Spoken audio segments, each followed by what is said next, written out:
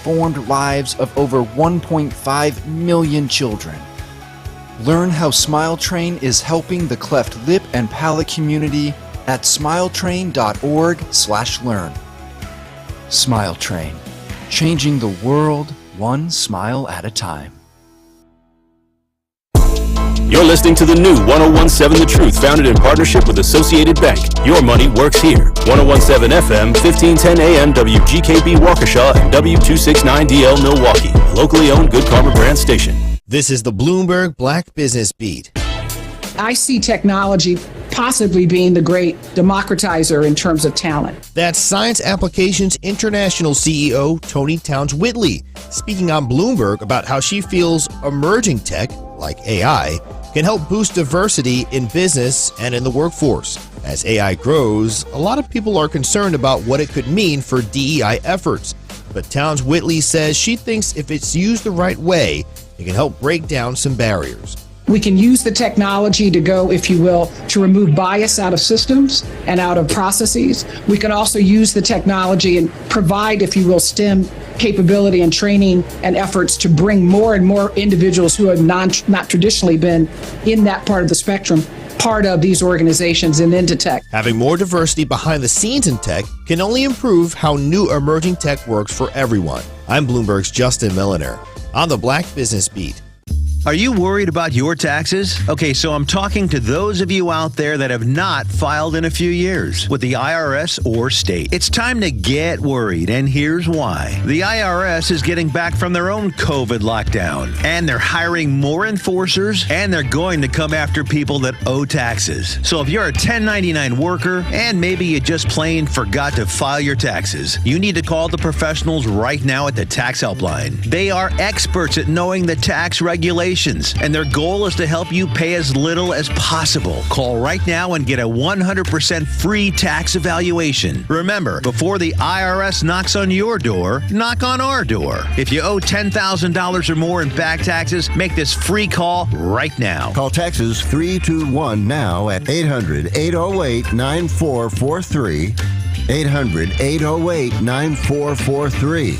That's 800-808-9443. The views and opinions expressed on this program do not necessarily reflect that of the staff and management of Good Karma Brands, but are the sole responsibility of the host and guests of this particular show.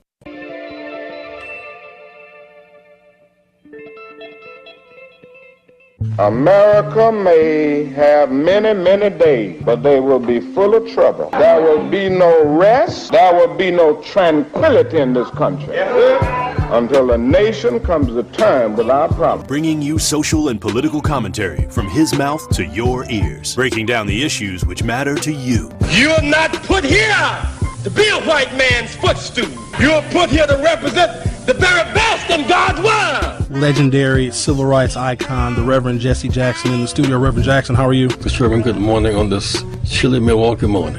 And I am pleased to have one of the founding members of the Black Panther Party, Chairman Bobby Seale. Mr. Chairman, how are you this morning? Good morning. I'm doing just fine. Thank you. From Mr. Eric Holder. Mr. Holder, so good to see you. How are you? Well, I'm fine, man. How you been? It's been a long time. Haven't seen you for a while.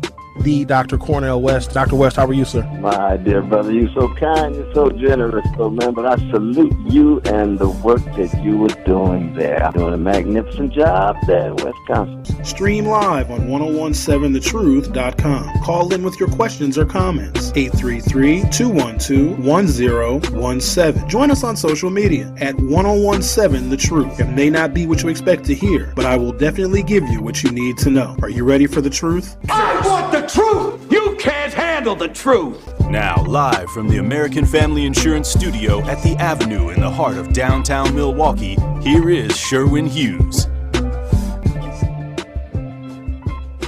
Good morning. Welcome to the program. Today is Friday, December 15, 2023. You know what that means?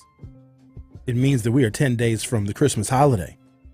And a lot of you are going to be celebrating the Christmas holiday. You're going to go to your friend's house or your family's house. You're going to have relatives in from out of town, some of the relatives you don't like. But we get together and we celebrate the nativity, I guess, even though Christmas has lost a lot of its religious meaning.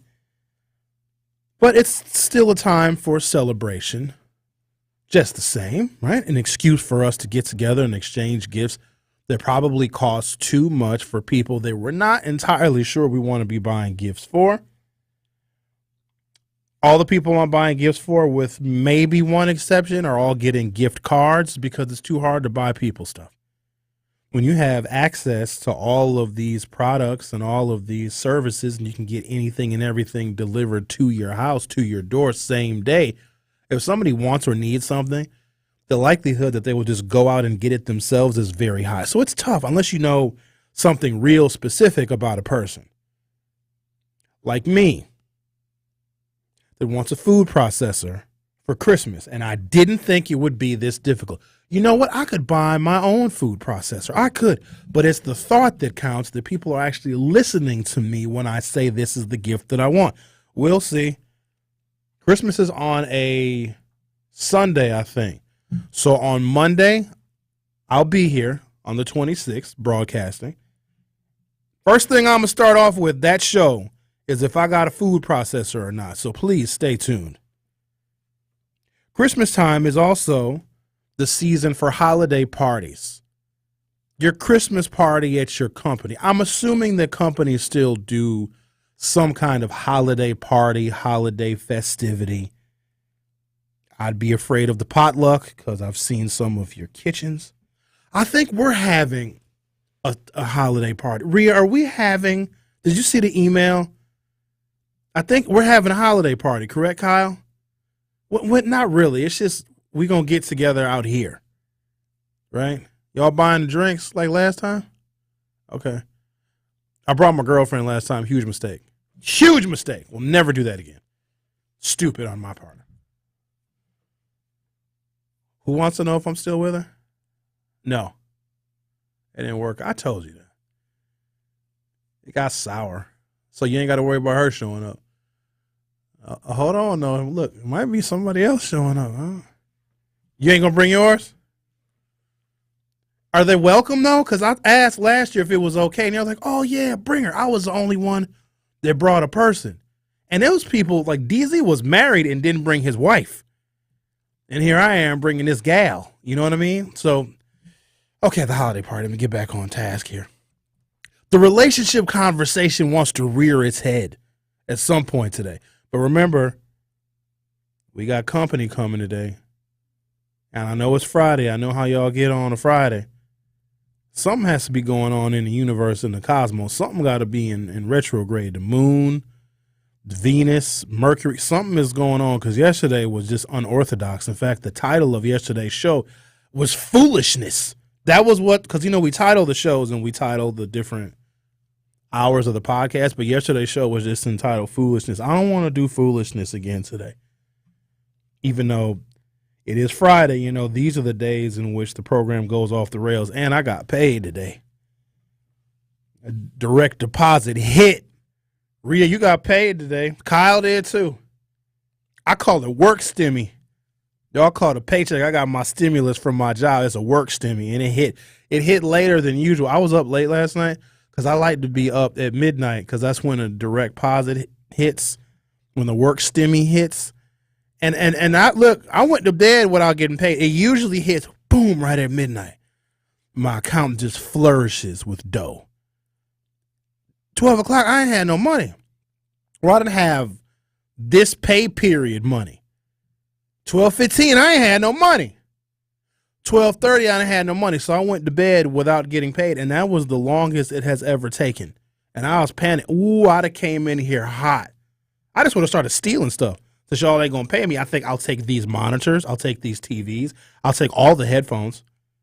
Well, luckily I got paid, so we're good. Okay, the holiday party. I've long cautioned against the holiday party. But if you feel compelled to go, you have to be extremely mindful of your behavior. And I've learned this over many, many years of being a professional and working in different environments. Most of my career, I have worked in and around for government, right? Whether it be for elected officials or been involved in policy work or campaign work, et cetera, et cetera. And the variety of people that work in those vocations are, let's just say it's large. But I also know that when there are holiday parties, when I have worked for businesses and corporations and companies, I'm very cautious because people are watching your behavior. And I need you guys to know and understand this. And I'm telling you this because I care about you all very much. And I just want you guys to be mindful of something. Anytime it's a work function, right? Whether it is on-site or off-site, because it doesn't matter and it shouldn't matter. HR is always in the room. And I think that we may forget because you get around your colleagues and it's a low-stress environment because you're not worried about work and deadlines. And you just can relax, you know what I mean? And just kind of let your hair down. And you can get to know people that you might see in the office, but you don't really get a chance to talk to them. And then, of course, there's the other culprit that can make having these conversations with people you don't know very well much easier. You know what the culprit is? Alcohol. You can learn a lot about a human being from how much and how they consume alcohol. Make some people very friendly. Some people get all smiley. Some people get more reserved and withdrawn. Some people get obnoxious. You can tell a lot about someone's behavior. But remember, while you're having this good time in this very festive environment, because you know it's the holidays, having a couple of drinks, and you guys might even do the gift exchange. Oh, snap. Are we doing that this year? The gift exchange? We are? There's a group of people doing a gift exchange. You can either opt in or opt out, but I think either today is the last day or last week was the last day. How come nobody told me? It was an email. Oh, that explains it. So wait a minute. Is there going to be someone that's going to get me a gift? Well, no, I'd have to opt in. Are you involved in it? You're not? Okay, so I don't feel as bad. All right. I had Melanie Ricks. What do you call it? White Santa? White elephant. I picked Melanie. Well, Melanie was selected for me. And she wanted a charcuterie board. And I got her one. The year before, I had Zach. And I got Zach an Amazon gift card, which he never got. Yeah, it's crazy. So you go on Amazon, it's like $25. We set a limit of $25. And, you know, you go on to Amazon, you put in your little information about who you want it addressed to, and you put in the person's email address, and they'll get a link in their email. They click on the link, and it takes them to Amazon and says, oh, you have a gift card balance of $25 in your Amazon account. He never got it. Unless something changed, and I was like, well, I'm not getting you another one. So that was that. Tori Lowe had me last year. I can't remember who had me. I think Danielle had me the first year. I don't remember what she got me, so the gift must have been not very memorable. But last year, Tori Lowe had me, and he got me some candles. And he's got very good taste in candle scent. And he said, hey. I said, hey, Tori. Here you go, brother. God bless you, brother. I said, oh, thank you, Tori. There's some candles. Powerful. And they're very good smelling candles. In fact, there's one that's in my living room.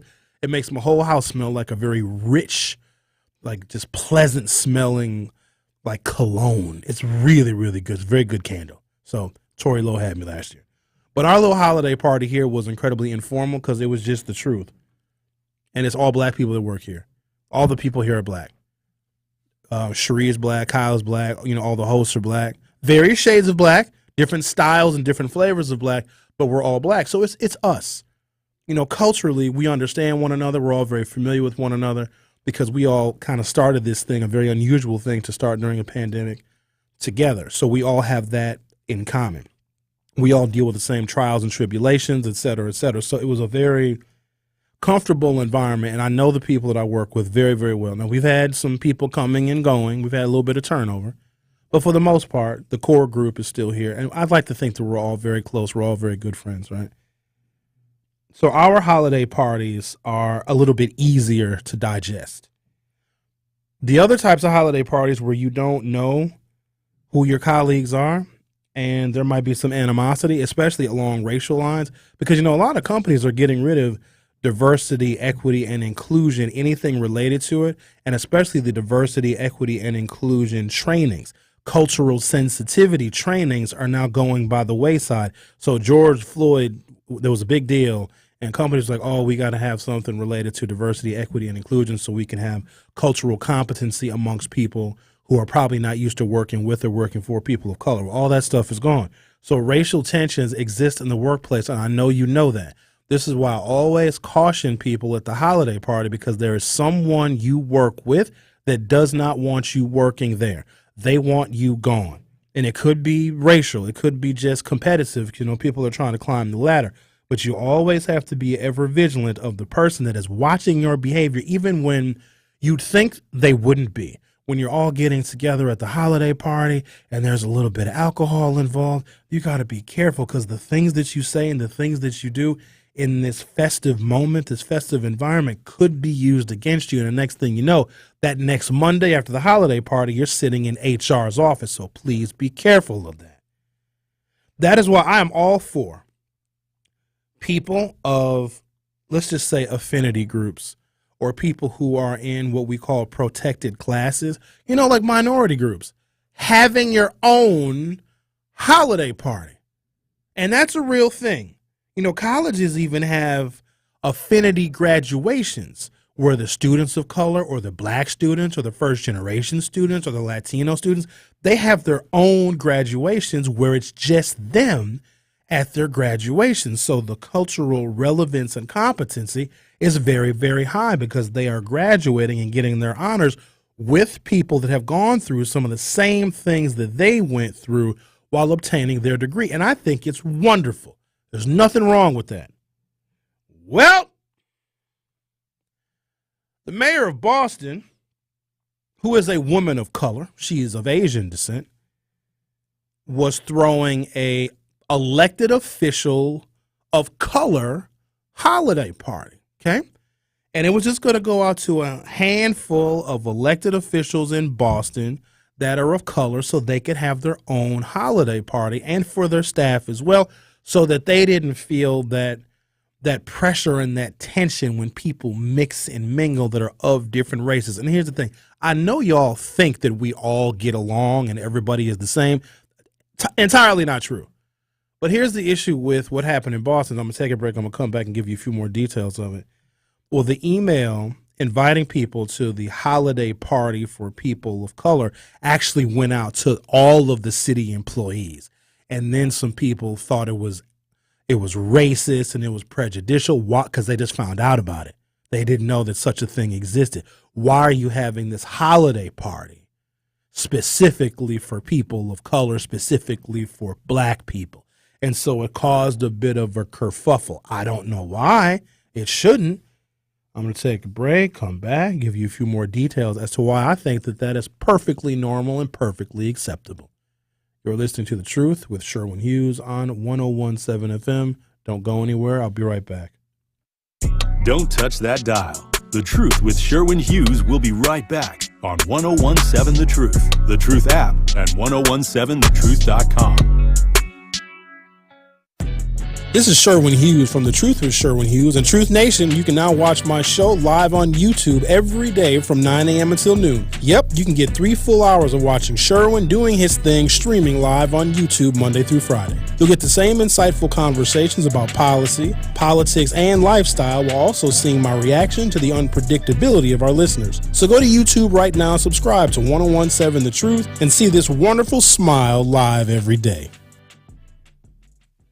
Hey, it's Jason Wilde for Associated Bank. Looking for a bank with home field advantage? You got it. At Associated Bank, we're more than just a bank. We're your neighbors. That's why scoring a Packers checking account is the right play for your pay. And here's the kicker. Your Packers debit card gets you 10% off at the Packers Pro Shop. Join the team today. Open your Packers checking account at AssociatedBank.com/Packers. Associated Bank, the bank of the Packers since 1919. Your money works here. Member FDIC.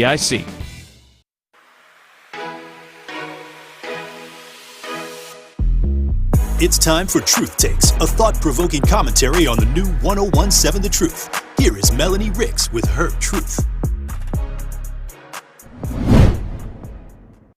What's up, everybody? It's Melanie Ricks from Nothing But the Truth with Melanie Ricks. A thought that I have on my mind today: you have to put out the energy that you want to receive in return. I've noticed recently that I tend to have expectations for others that I don't also have for myself. For example, if I text my friend, I expect them to respond instantly. But if somebody texts me, I'll take my time and respond whenever I'm good and ready to. So why is it that I feel as if others have to get back to me right away if I'm not willing to get back to them? That's just one minor example. But when it comes to work, let's say you're feeling dissatisfied with your job performance or maybe with the atmosphere, what's going on with work. Perhaps so you're hoping for a promotion of some sort and things just aren't going the way that you want. Okay, so what are you doing to fix that? What are you doing to work your way towards a better work situation? What is the energy that you are putting toward your job, toward your coworkers? Even when it comes to family dynamics and other relationships, or perhaps encounters with strangers. What is the energy that you are giving to the people around you? And what is the energy that you expect in return? I sincerely believe in the law of attraction, and I very much do feel that what you put out is what you will receive. So if you are someone who feels as if you are not getting the best out of things in life, perhaps it's because you are not putting your best foot forward and you are not putting the best energy that you can toward those things. The law of attraction is real, y'all. I'm telling you. Listen to Nothing But the Truth with Melanie Ricks, weekdays from noon to 1 p.m. You are listening to The Truth with Sherwin Hughes on 1017 The Truth, The Truth app, and 1017thetruth.com.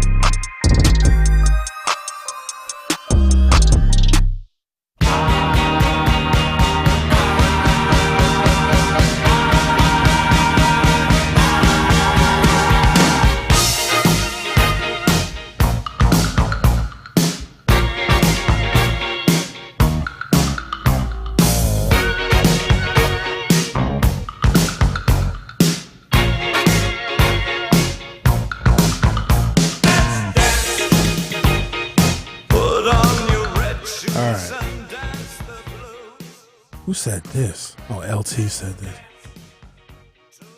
From the 833-212-1017 text line. LT says, the Christmas party is the wet dream for human resources. All of the booze brings out the worst and sexual harassment cases. It can. Because, you know, you got a crush on somebody at work. I know you do. You know who that person is? Whoever you call your work spouse. That's not something to play around with. Y'all know that, right? I'm just waiting for HRs all over the country to start outlawing that. That's a recipe for disaster. Because when I hear the term work spouse, oh, that's my work wife or my work husband, that means that I can be unprofessional and politically incorrect with that person. And what's going to happen is you become like intimate, like not like necessarily sexually intimate, but like you'll talk, you know, in private to each. Oh, I'm just finna go talk to my work husband. Oh, let me go talk to my work wife real quick. Oh, you ain't gonna believe what happened. Let me go tell my work wife. And that's always a problem when you have that connection, that intimacy, you know, that emotional connection with one of your coworkers. And both individuals very well might be married to other people. And then so you have your work wife, work husband relationship, and maybe it works out just fine. You know, you guys have somebody to talk to, you got somebody to complain to, and you trust that person, right? You can tell them things that they won't go tell other people in the company. They won't go tell the boss. Y'all can keep each other's secrets, okay? And that can build over time where you really trust the person. I mean, hell, you see them every day. And depending upon the kind of work you do and the kind of hours in which you are working every day and every week, you might spend more time with your work spouse than you do your real one. That's a problem too. Not to mention if something else is going on in your life and then you text your work wife or your work husband outside of work hours. Dangerous. Let me do you one better. Now add some alcohol at the holiday party. And then y'all huggy and doing all sorts of stuff. That is a problem. And the thing about sexual harassment, as I understand it, it's got a broad definition. You know, it's inappropriate, you know, physical contact for sure. even words and compliments and certain things that can be taken negatively by the receiver. All that stuff can fit into the definition of sexual harassment. I'm sure the definition has grown much broader, but it's not even about these two people consenting to being touchy-feely and being flirtatious at the holiday party or at work or whatever. If it makes other people uncomfortable, that is an issue too. It can be so overt that it makes everybody feel some kind of way when you see these two people that everybody knows that they're work spouses. That's ugly. And then here's the other thing. Imagine if your real spouse shows up. And this is how you know something is going on. If your behavior changes, right? You're touchy-feely and flirtatious with your little work spouse during the week. But then when your real spouse shows up, then you become all stoic. Oh, hello. Oh, have you ever met my husband? Have you met my wife? Oh, here, hi, very nice to meet you. And then you have different energy when you bring your real spouse around. That's the problem. So just be mindful of that, because I think that once you add alcohol to the work wife, work husband scenario, because you don't even have to call that person that. Like, that label is intentional. It's almost like, if I wasn't married to the person I'm married to in real life, you would be my next choice. That's not good. Let me back up a little bit. Affinity groups. So if there are African Americans that work at a company, and we tend to be the minority at a lot of large companies, I'm unaware of large corporations or Fortune 500 companies where the African Americans, especially in middle or upper management, are the majority.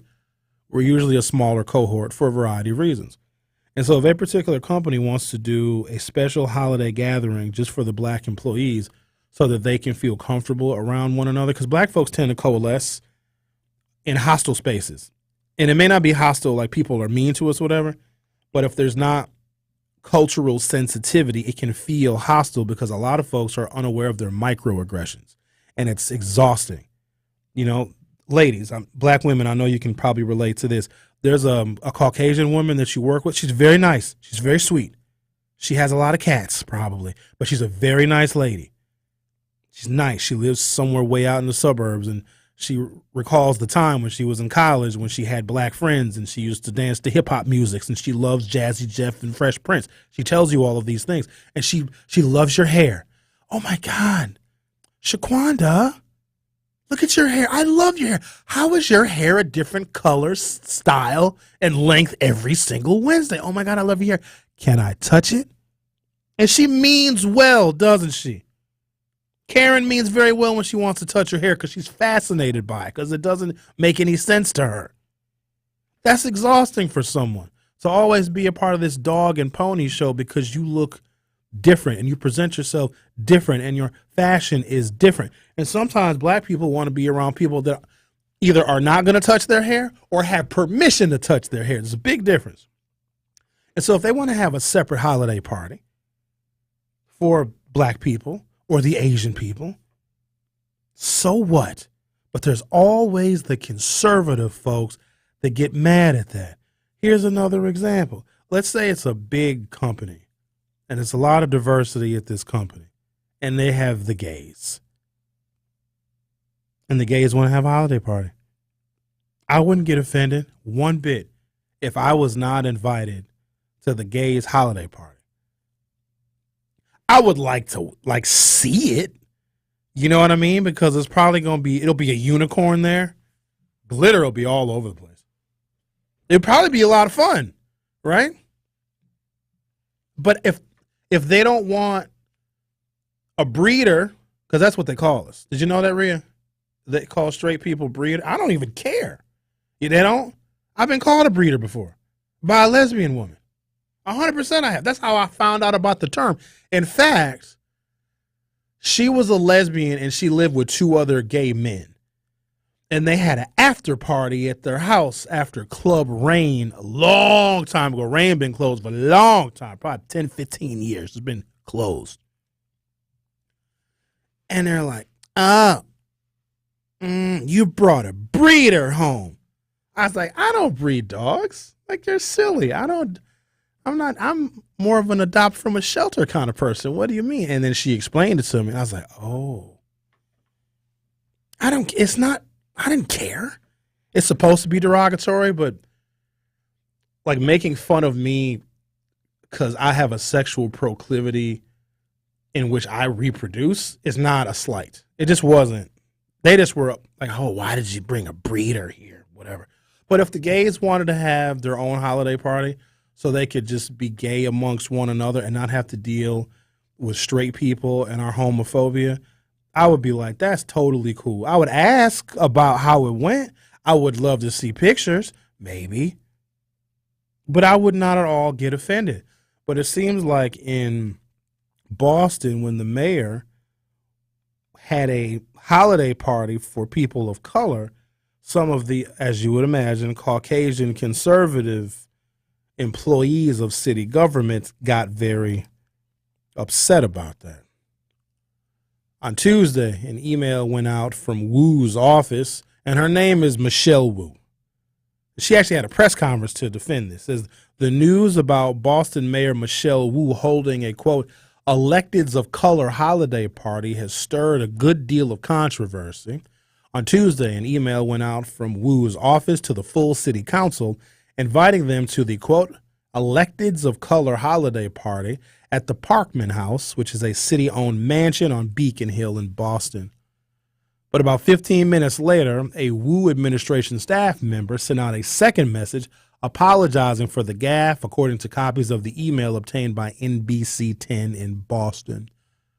I wanted to apologize for my previous email regarding the holiday party for tomorrow, the follow-up message said.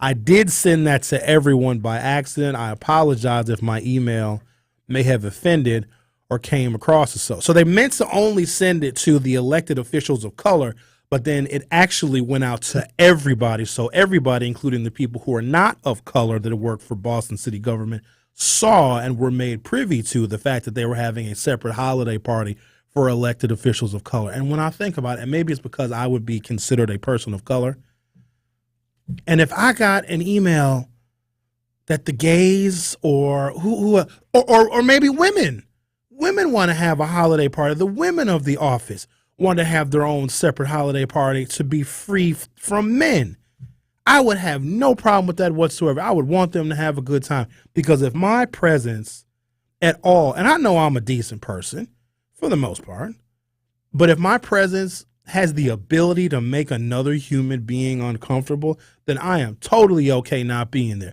Because you know what Sherwin can do? Sherwin can have his own holiday party.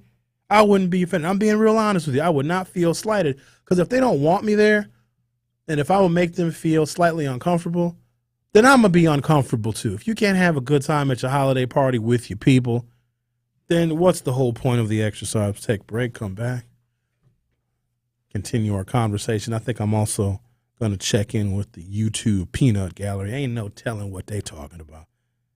They going in, Rhea, what's going on? Oh, they got all sorts of messages they exchanging back and forth. Someone just mentioned JFK. How does that even happen?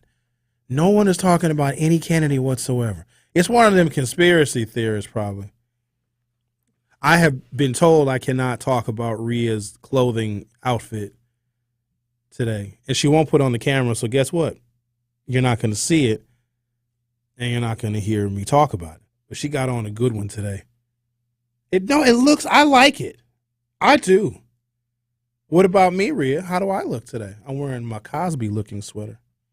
I liked your vest. I told Alex today that that's my favorite color, one of my two favorite colors. So you like this bright yellow vest, but you didn't like the orange one. It's like a mustard yellow, to me at least. It's yellow. It's bright ass mustard yellow. So mustard yellow, okay. Pumpkin orange, not okay. Sweet potato pie orange was not. You didn't like that? It wasn't sweet potato pie orange. It was like, what's that mascot from Philadelphia? Oh, that monstrous looking thing? Yeah, it was that kind of orange. Okay, that's factually inaccurate. Why don't you just turn the camera on, Rhea, so the people can? Nope. You don't want to, do you? I sure don't know. Okay. In case you were wondering what her theme is today, look like she might be going to play a spot of cricket and have some tea. Tea time is 4 o'clock. You're listening to The Truth with Sherwin Hughes. I'll be right back. The Truth with Sherwin Hughes returns after this on 1017 The Truth, The Truth app, and 1017thetruth.com.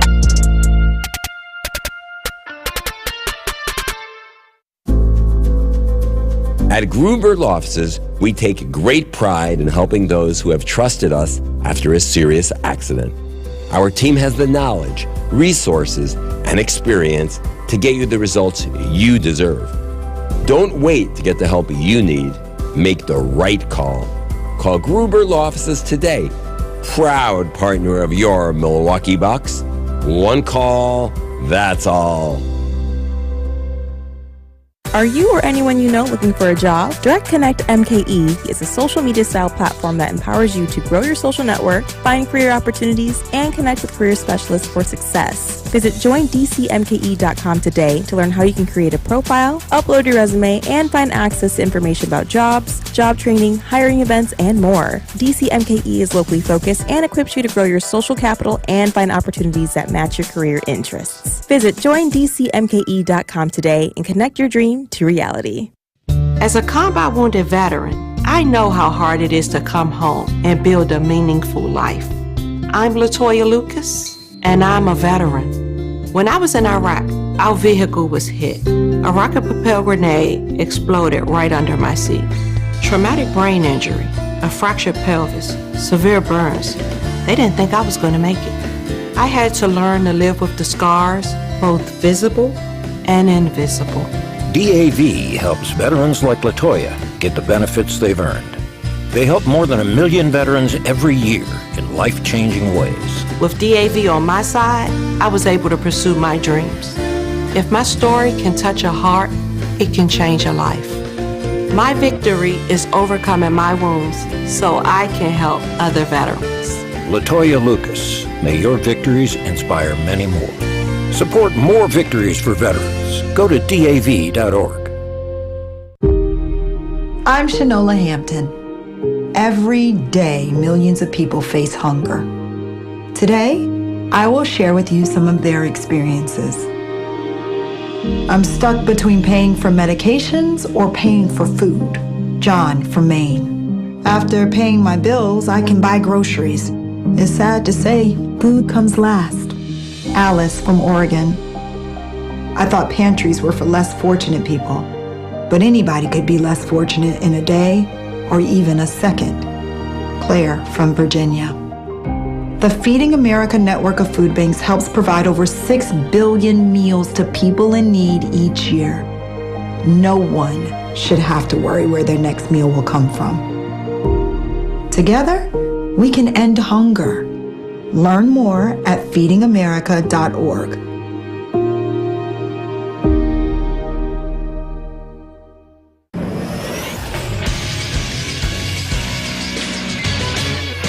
This is Associated Bank Sports Update on 1017 The Truth is powered by ESPN Milwaukee. I'm Brandon Stein. Green Bay Packers are just a couple of days away from their Week 15 matchup with the Tampa Bay Bucks and might have to do so without running back A.J. Dillon, who did confirm on Thursday he broke his thumb in that Monday night loss. We still got some days left in the week, and those questions I got to figure out myself. If I can go, I'm going to go. The Wisconsin Badgers women's volleyball championship aspirations came to a screeching halt on Thursday night as Texas defeats them at 3-1, ending their season in the Final Four. We gave it our best shot. I told these guys all year, if somebody's going to knock us out, who's going to take a great effort, and Texas certainly gave us that tonight. Wisconsin finishes the 2023 season with a 30-4 record. And lastly, to college hoops, where the Marquette Golden Eagles knocked off the St. Thomas Tommies by a final of 84-79. Wide open three, good. Big shot by Ross. Baby, bigger than big. Next up for Marquette, a road trip to Providence on Tuesday night. This sports update is brought to you by Associated Bank, proudly supporting your hometown teams. Member FDIC. More of The Truth with Sherwin Hughes is next on 1017 The Truth, The Truth app, and 1017thetruth.com.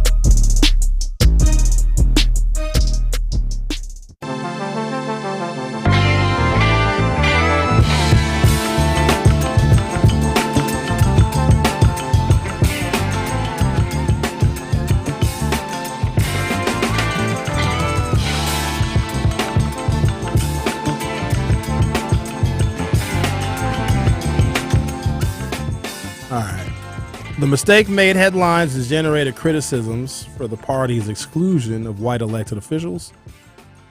But Mayor Wu and others said the electeds of color party is a long-standing tradition and just one of multiple holiday celebrations. So that's what I don't understand, right? So if you have an affinity group that wants to have their own holiday party so they can do their thing and listen to their music and bring their food, that's not stopping anybody else from having a holiday party. In fact, there probably is a much more inclusive holiday party at some point. I think we take these little things too seriously.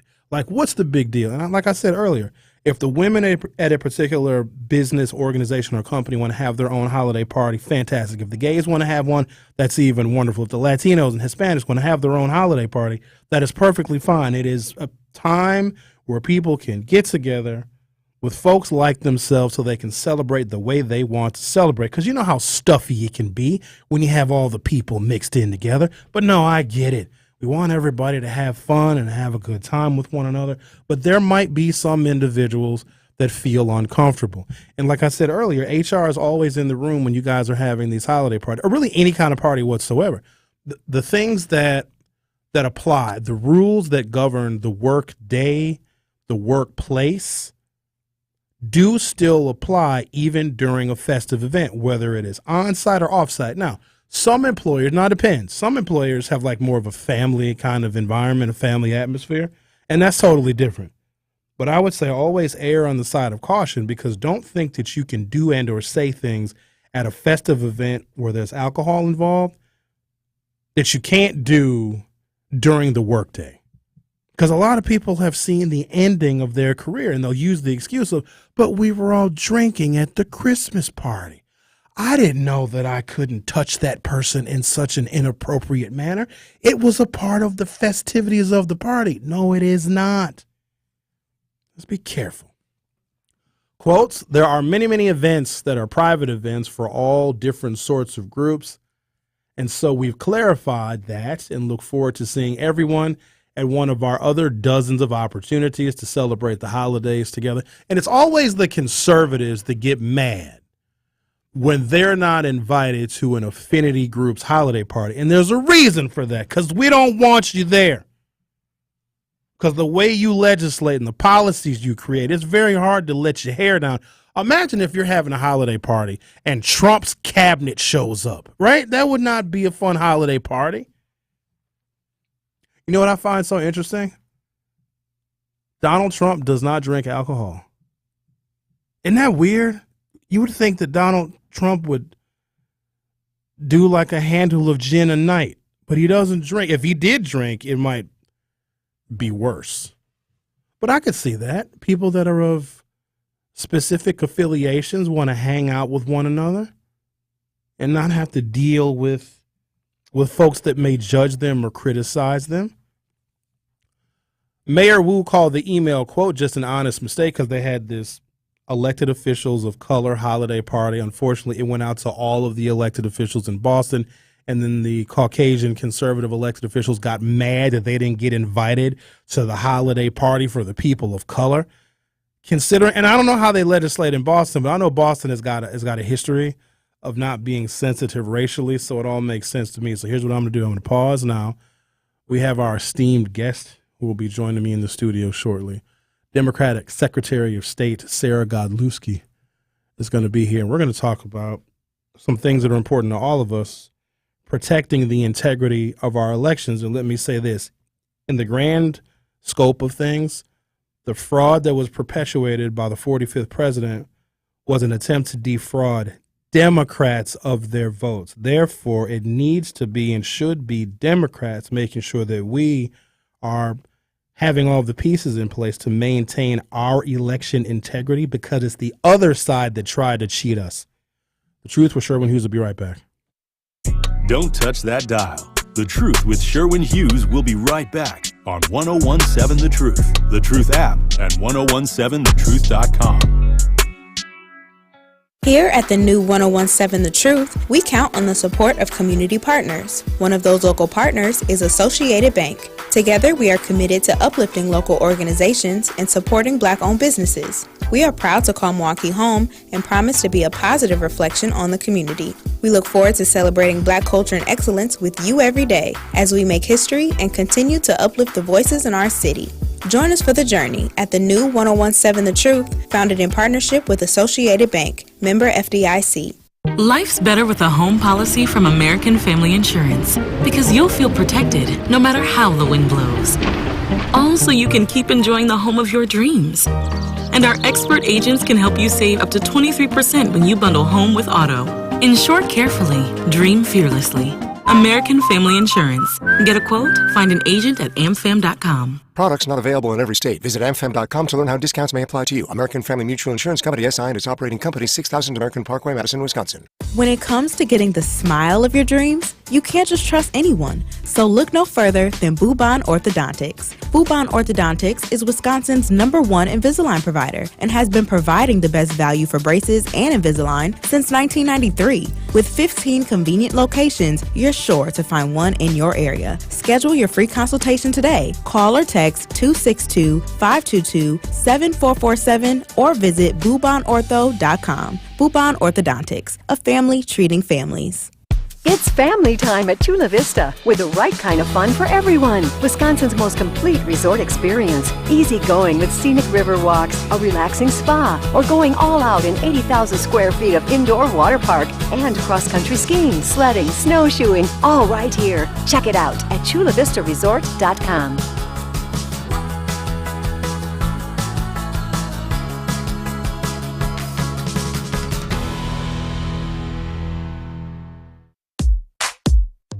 Teachers are dynamic leaders, shaping a new generation. They bring a variety of perspectives from diverse backgrounds, innovating how they teach to prepare students for our fast-changing world. Achieving this takes skill and expertise. They're tireless explorers, creatively discovering a universe of solutions, telling stories, experimenting, inspiring, mentoring, connecting cultures, and connecting with each other. Leading by example. Experience the unique joy of helping students thrive. Teaching is a journey that shapes lives. Are you ready to begin? Explore teaching at teach.org, a campaign supported by the U.S. Department of Education, teach.org, and 1 million teachers of color. This is The Truth with Sherwin Hughes on 1017 The Truth, The Truth app, and 1017thetruth.com. Welcome back to the program. As promised, Democratic Secretary of State Sarah Godlewski is here with us. Hello, Sarah. How are you? Hi, Sherwin. It's great to be here today. Always a pleasure to have you. We've got a situation on our hands. So Wisconsin is a very pivotal battleground state. How we vote in presidential elections very well could decide who is president or reelected a president in the United States of America. And so the 10 electoral college members of either party are required to submit documentation to your office. Par for the course, right? That's correct. Yep. But it seems like there was a concerted effort by the other party to falsify some election documents. And this, of course, was a widespread situation, a very well thought out, well planned attempt to defraud, quite honestly, Democratic voters. Well, one of the election commissioners, Roger Spindell, is essentially guilty of sending falsified documents. And you are calling for him to step down. Is he going to step down? Why or why not? Well, he absolutely needs to step down, Sherwin, because I will tell you, when I walked into the Secretary of State's office earlier this year, I thought it just was infuriating that we had two documents. We had a certificate of votes for Joe Biden and then a certificate of votes for Donald Trump. And then when my office, end of last week, gets this acknowledgement from the 10 fake electors, including the commissioner of the elections, one of 6, that said, oh, just kidding, I wasn't an elector. And oh, just kidding, that document, that certificate of votes from Wisconsin that we submitted to your office. Can you withdraw that? Can you take that away and just ignore it? I mean, he lied to us, Sherwin. He lied to my office. He lied to the people of Wisconsin. And as a top election official, that is dangerous, and he needs to be removed immediately. Wasn't their penalty just like an apology, and then like they can't serve as electors? Like the penalty was weak. You would think that there'd be more teeth in like a law, like you can't be a fraudulent elector and then still serve in your capacity. But like their restitution was just like to say, I'm sorry. Like it was a weak penalty. So the settlement that they came to it was a civil case. So there have not been any criminal charges, but the civil case said, okay, we will not make you make any payment, but you have to make this public statement and submit it to the Secretary of State and then like 3 other offices that acknowledge a few things. The first is they acknowledge in this public statement that they were not a duly elected elector from the state of Wisconsin. The second thing that they acknowledge, Sherwin, is that the certificate of votes that they signed and submitted was a false document and part of a larger scheme to overturn the 2020 election. And then the third thing that they ask is, can you remove that document and just disregard it? But they're asking for us to like throw out our vote. Sherwin? So where I'm from, forgery is a crime, but apparently in the state of Wisconsin, when it comes to trying to overturn one of our elections, we can just give somebody a slap on the wrist. Yeah. You called for the Senate Majority Leader to remove Roger Spindell as an election commissioner, which makes a lot of sense. And then recently, the Majority Leader said that he would not do that. So is it possible that we could have a similar scheme happening in 2024 like we saw in 2020? Well, let me first say that we're not going to allow the Senate Majority Leader to just push this under the rug. I mean, this is someone who has lied, and it has been incredibly dangerous because we have seen, as a result of his lie, the misinformation, right? Like the stop the steal that have been threats to our election workers, to our clerks. And so he's not getting away with this. But that is one of the things of why we've been so aggressive about this, Sherwin, is because I worry that if there's no accountability, that, what's stopping them from doing this again in the future? As long as people are understanding that it's the Democrats that are pushing for election integrity more so than the other party. And I can remember a time when that was a nonpartisan issue. We wanted every election to be as fair as possible. We wanted to make sure that all of our systems were working, and the person who got the most votes is ultimately the person that wins. But it seems like there's one party pushing this more than the other. Even our Democratic Attorney General Josh Call is vowing to make sure that we are restoring confidence, voter confidence in our election. How concerned are we that voters, Democrat or Republican, seeing what happened in 2020 and seeing how light some of these penalties are, do you think that we have eroded some confidence in our electoral systems in Wisconsin? Well, I think that this, when you have a false elector that's calling balls and strikes in your election commission, that's where we've got to take it from the top, and he has to leave. Because when you have somebody, his job, Sherwin, is to administer our elections and to certify our elections. And the Republican leadership is just looking the other way and saying, yeah, so even though he picked his personal preference over the will of the people, that's okay. That's fine. You just can't be nonchalant about this. Like, there needs to be serious repercussions. What he did was egregious, and he needs to be removed. Does your office have, this might be a rhetorical question, any enforcement when it comes to a situation like this? I believe in one of the situations, like they cannot serve as electors again if Donald Trump is the nominee, which could be a likely scenario. But other than that, other than what's in the settlement, does your office have any enforcement power? So what we are doing right now is looking at all of our options. But what we wanted to do first and foremost was, when this came to light on Thursday, was to take action. And so that's why we called for the immediate removal, because we know how dangerous it is that he's on this election commission. And so we are continuing to look at all of our options in our toolbox to ensure further accountability. And look, Sharon, I will tell you, already there have been groups that have been joining in this campaign to call for his removal. I was a part of a Milwaukee press conference on Wednesday. And these were groups like All Voting is Local, a C3 organization that is working diligently to protect our democracy. And one of the things that they pointed out is Commissioner Spindell, he's the guy that in 2021 sent out this holiday newsletter that bragged about how he suppressed the vote of Black and brown people in Milwaukee County. When you're an election commissioner, you should be bragging about how you've helped people register to vote, how you've helped people have access to polls, not brag about suppressing Black and brown votes. Yeah, I remember that. That was, let's just say, disappointing. I want to give my real thoughts and opinions off air.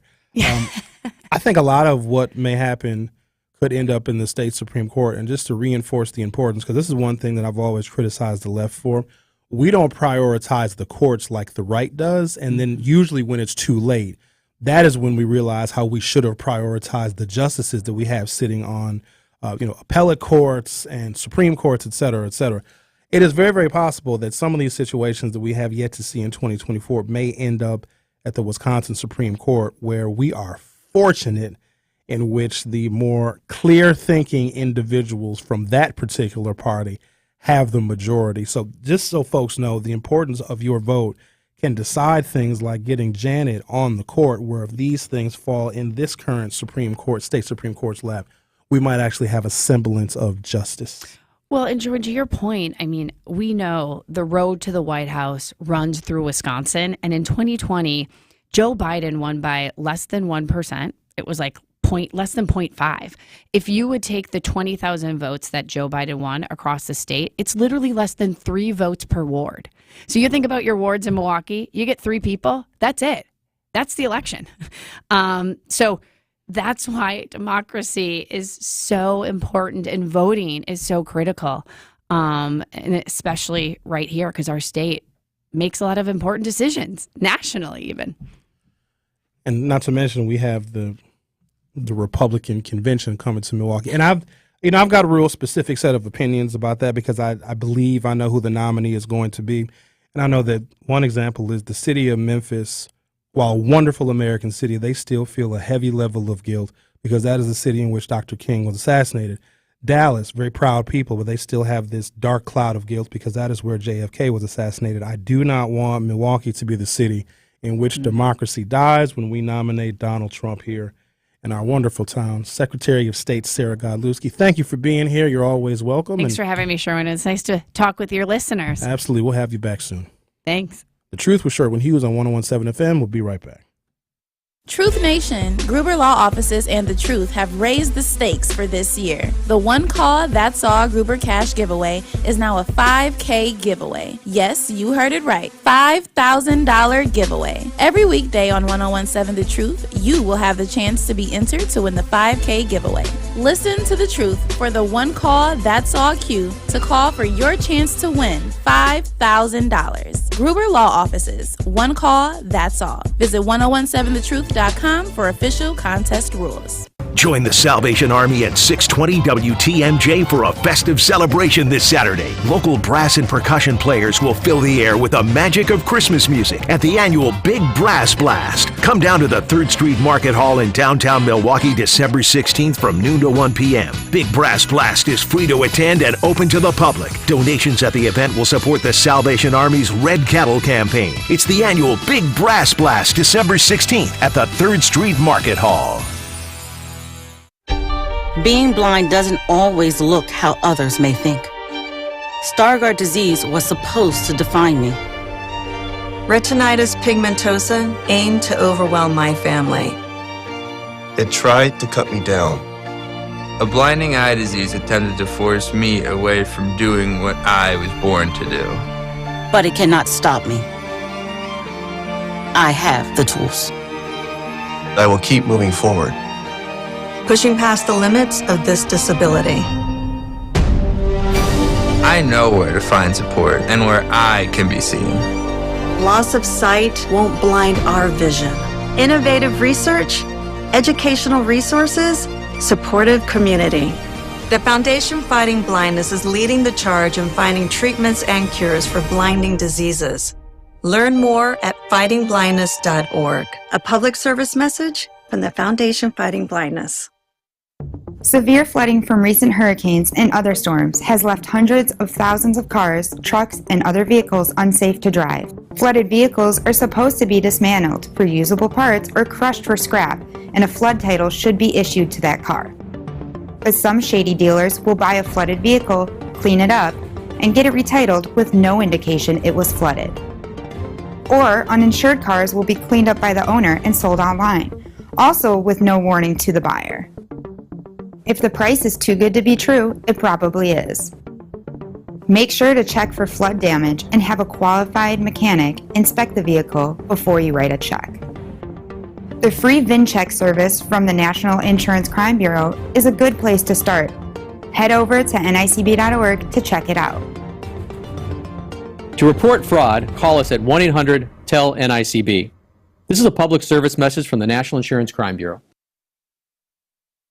You are listening to the home of Milwaukee's realest conversations. 1017 FM, 1510 AM WGKB Waukesha and W269DL Milwaukee, a locally owned Good Karma brand station.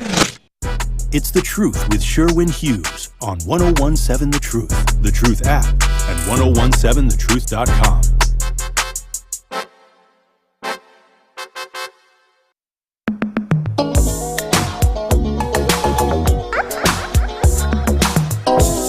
Welcome to Hour 2 of The Truth with Sherwin Hughes. That was a great conversation with the Secretary of State.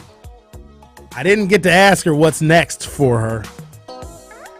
I ask her that next time. All right, let's see what we got going on in the multiple peanut galleries of conversations. What Brian says. Bunk that. Christmas party, not holiday party. Are y'all still on that? You know, there's a bunch of different holidays. So, okay, what about Kwanzaa? Kwanzaa starts after Christmas, but it's still the holiday season. There's a bunch of holidays. Hanukkah, that's the Festival of Lights, for those of you that don't know.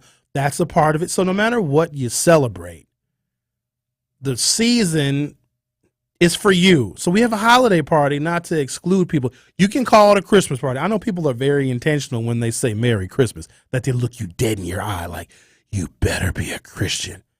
Hello, Sherwin. Oh, hello, person. Merry Christmas, Sherwin. And they kind of wait for my response. I'm like, no, Merry Christmas. What's the Happy Holidays? That's the generic response, right? No, I say Merry Christmas. Can I say Happy Hanukkah as a Gentile? You don't know? You're not Jewish, are you, Rhea? Okay. There's black Jewish people. I know one, Whoopi Goldberg. And then I used to know two. Well, I don't know him personally. But the other black Jewish person was Sammy Davis Jr. He was the Jewish person. He's not alive anymore, so he used to be Jewish. Unless you're still Jewish after you die, which I'm not entirely sure. All right, what is this here? If there was who said this? LT said if there was a whites-only Christmas party at a company, you would have grounds for a lawsuit.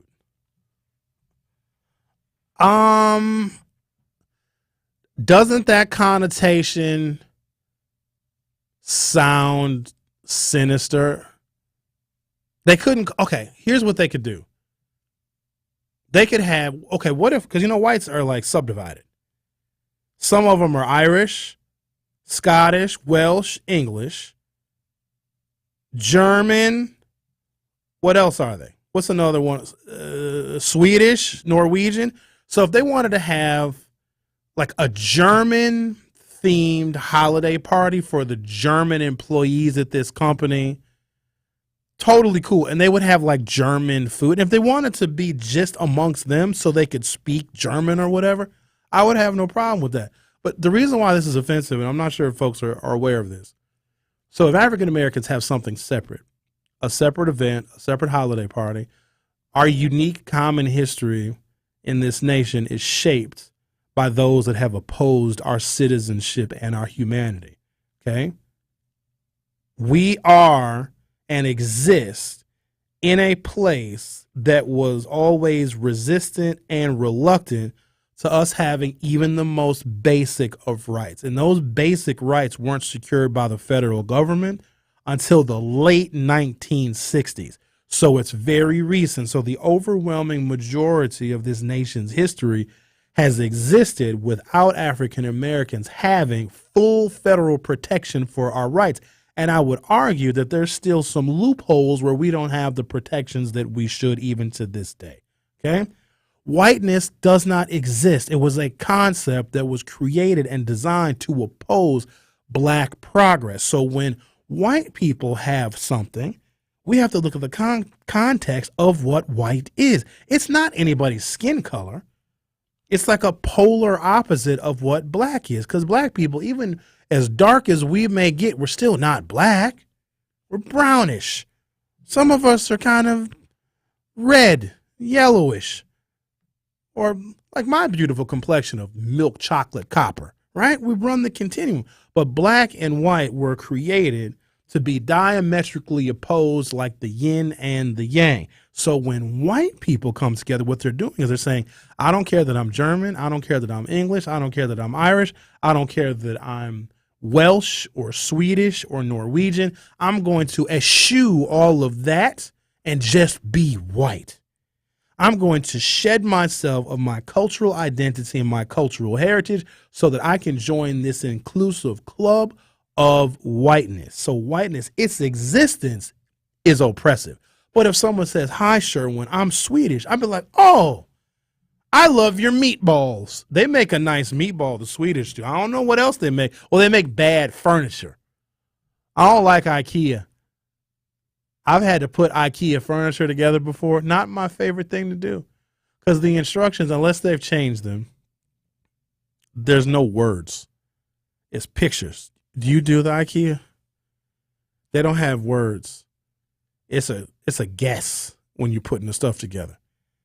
I can't. And I'm just not a fan of Swedish stuff. Well, there's one place that I like. So it's a restaurant, and it's got a little bar in it, and it's got like specialty cocktails. It's very well appointed.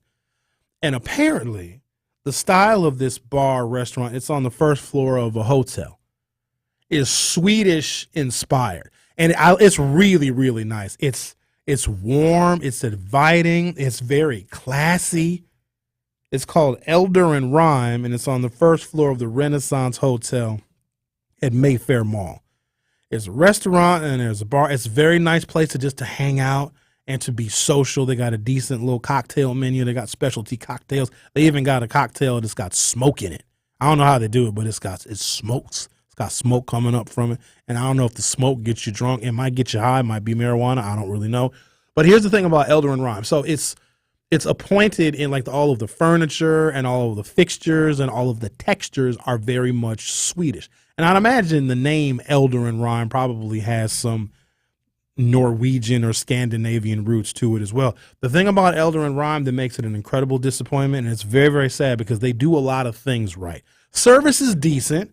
I've been there enough times to get a grasp on the service of Elder at Elder and Rhyme. It's 2500 North Mayfair Road if you're interested. It's a nice place. You know who goes there? Linda does. Linda, Miss Shack. She talks about going to Elder and Rhyme every so often. In fact, she asked me to meet her there, which I politely declined. Their food is awful. It's so disappointing. They get most things right at Elder and Rhyme except for the food. It's just a horrible, horrible disappointment. And I've eaten there enough times to know I won't eat there again. But like to hang out and have a cocktail or to have a meeting, great place for that. And also where it's located, if you know people that live like West Allis or Brookfield or Points West, meeting near Mayfair Mall actually makes a lot of sense. Especially if you don't want to go all the way downtown and meet downtown, whatever the case may be. But the food is just, and I was kind of lukewarm on the food, and somebody was coming in out of town, and actually we're staying near Mayfair Mall at a hotel. I was like, oh, you guys got to check out Elder and Rhyme. And they did. And they hated the food and they blamed me. So I can't even recommend it. Now, again, your results may vary. I know that I have a very specific requirement when it comes to dining experiences. Very, very specific. There's far too many restaurants in the Milwaukee metro area to ever go to a restaurant that disappoints you, whether it be food, quality, and or service. Now, the price is going to fluctuate, but I see going out to eat as a form of entertainment. It is not nutrition. You all got to keep this in mind. Nutrition is what you cook at home. Anytime you go out to eat, that should be entertainment. And that's why I get so mad when y'all don't tip, because if you see going out to eat, I don't have any food in my house. I don't know how to cook. I need to go out to eat to a restaurant to sustain myself. If you do that often, it's going to be incredibly expensive. But if you go to restaurants in which the level of service and the food quality is something that you can only get there, if a restaurant is not providing you with an experience, don't go. Because you need to tip and give money above the food prices because you are paying for the experience. And if this place doesn't offer you the experience, then I'm not sure why you're going. However, I'm digressing a little bit. Yeah, but Eldrin Rhymes' food is absolute trash. Creation Muse says, gather round, everyone. Class is in session. Creation Muse was the first one to check in on the YouTube chat stream. Curly Q says, good morning, YouTube chatters. Derek says, you got this, Sherwin. Don't get distracted. Limit your calls. I don't answer the phone here. Rhea answers the phone. So when people, she screens them, actually. So what you hear are screened calls. So go figure. Curly Q says, Sherwin starting off getting off topic, but stays blaming callers and texters for taking things off the rails. First of all, if I go off topic, then that's the topic. So if I change direction, that's the direction. Y'all just can't change direction. Do you remember when Bob called yesterday where there was literally no topic? I don't know what was going on yesterday. I saw a couple of screenshots from my reactions yesterday to Al's call, and it made a lot of sense. Because when I look at YouTube, so when I have the chat stream up, the image that I'm seeing playing on my YouTube that's playing is delayed. So, in fact, as I'm looking at the YouTube right now, I don't even know what the hell I'm saying in this video that's playing right now. It's probably 5 or so minutes delayed or whatever the case may be. But when I saw my reactions to Al talking about cracking tacos with extra sour cream, holy smokes, I lost my composure there for a second. Bob calls yesterday when there was literally no topic whatsoever. We were just freestyling, I suppose. He's like, okay, sure, when I got something to say on topic, which there wasn't one. And he just ended up talking about Trump. And we didn't even mention Trump yesterday. I like to have as many radio programs as possible where Trump is not mentioned unless it's absolutely necessary and crucial. Because I'm starting to think the more his name is mentioned, the more popular he is actually getting. Americans like a villain, even if that villain can potentially villainize and victimize us. There's something that's compelling about a villain's story. And it's all too relatable for African Americans because we sometimes are made to feel like villains just by living our lives, right? Because our progress is the antithesis of America's founding principles. It was, because we weren't free when this country was created. And so our progress is a problem for some people that have an antiquated view of who America is for. And so we feel like villains. We're not. We're the heroes. Look at all these elections in which we come in as black voters. We come in the clutch and save the country from itself, us. But far too many of us, especially black men, relate to being the villain, and Donald Trump is a villain. And if people are not going to, if they don't have any other reason to vote because they're not, let's say, thoroughly versed in civics, then they might just vote for the villain. I'm going to take a break, come back. Linda's calling a little early. And I'm looking at so when I get calls, Rhea has the ability to type on the screen of what the call is regarding, so then I'm a little bit more prepared. And as I'm looking at my screen, it says comment. So when Linda called you, she said, "Hi, Rhea, I have a comment." Did she give you She any said I details? wanted to call in early and talk about the topic he's talking about. Huh. Sounds like a trap because this could go in any direction. Okay. So when I blame y'all for taking this show off the rails, stand by because this might be an example of how it flies off the rails. So I'm going to take a break. I'm going to come back and we're going to talk to Linda, and she wants to talk about things that are on the topic. The Truth with Sherwin Hughes on 101.7 FM. We'll be right back. The Truth with Sherwin Hughes returns after this on 101.7 The Truth, The Truth app, and 1017thetruth.com.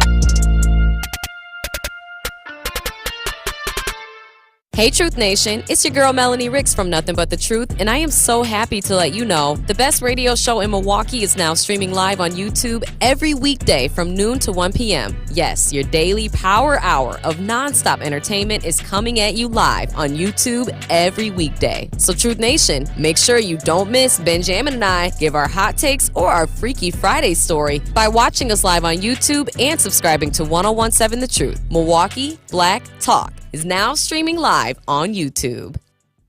Hey, it's Jason Wildick for Associated Bank. Looking for a bank with home field advantage? You got it. At Associated Bank, we're more than just a bank. We're your neighbors. That's why scoring a Packers checking account is the right play for your pay. And here's the kicker. Your Packers debit card gets you 10% off at the Packers Pro Shop. Join the team today. Open your Packers checking account at AssociatedBank.com/Packers. Associated Bank, the bank of the Packers since 1919. Your money works here. Member FDIC. Are you or anyone you know looking for a job? Direct Connect MKE is a social media style platform that empowers you to grow your social network, find career opportunities, and connect with career specialists for success. Visit joindcmke.com today to learn how you can create a profile, upload your resume, and find access to information about jobs, job training, hiring events, and more. DCMKE is locally focused and equips you to grow your social capital and find opportunities that match your career interests. Visit joindcmke.com today and connect your dream to reality. Unleash the spirit of Ujamaa. Join CLAW for their pre-Kwanzaa workshop, celebrating cooperative economics and vibrant African culture. On Sunday, December 17th, join CLAW for an enriching day of food, fun, and entertainment to explore the principle of Ujamaa. Listen to their workshop speakers, see the captivating drum and dance performances, along with exciting raffle and door prizes. To register, visit eventbrite.com and search CLAW so you can be a part of this vibrant celebration and embrace the principles of Kwanzaa. This is 1017 The Truth's Melanie Ricks, and the time is now, Milwaukee. I believe that our listeners deserve the truth, the whole truth, and nothing but the truth, and that's exactly what we're going to bring to you every day from 12 to 1 p.m. We're going to be talking about life, love, relationships, sports, pop culture, and all things Milwaukee. Listen to Nothing But the Truth with me, Melanie Ricks, every day from noon to 1 p.m. on the award-winning 1017 The Truth app, and 1017thetruth.com. Here at the new 1017 The Truth, we aim to be a staple in Milwaukee's Black community. We are committed to partnering with local organizations and supporting Black-owned businesses. We are proud to call Milwaukee our city and promise to be a positive reflection of our community. We look forward to celebrating Black culture and excellence with you every day as we make history and continue to uplift the voices in our city. Join us for the journey at the new 1017 The Truth, founded by American Family Insurance. Milwaukee Black Talk. More of The Truth with Sherwin Hughes is next on 1017 The Truth, The Truth app, and 1017thetruth.com.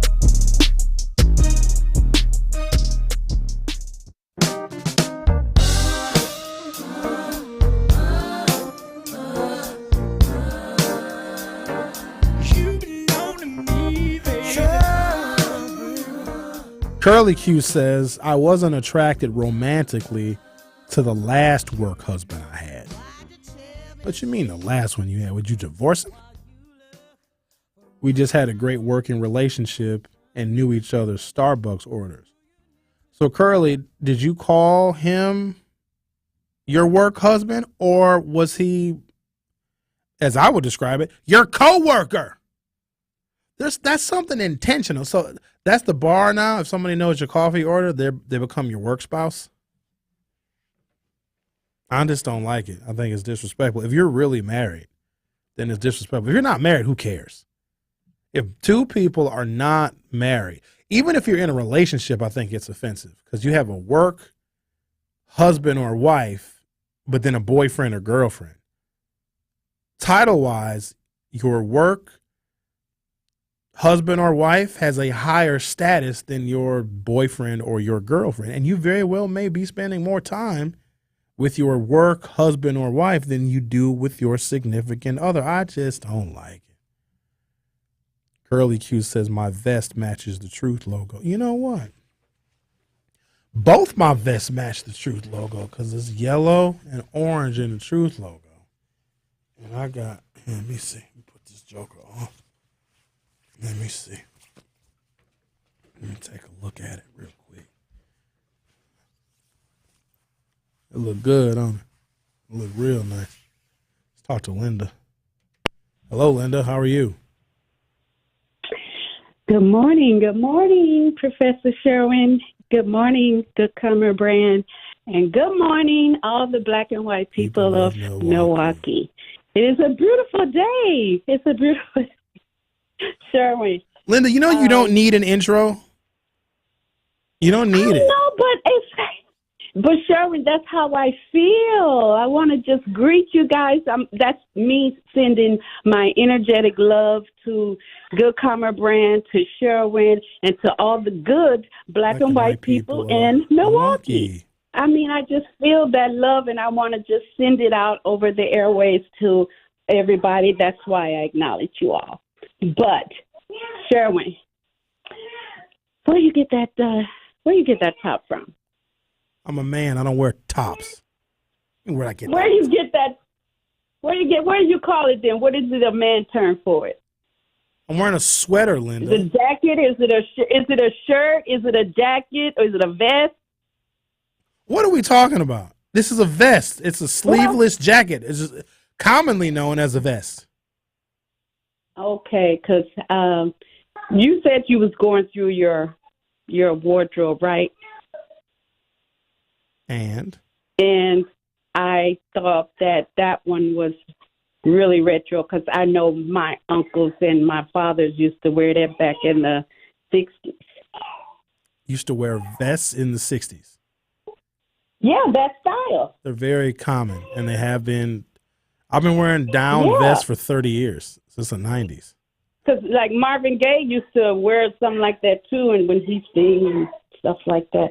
But I want to say thank you to your caller who, put up the offer for my African school.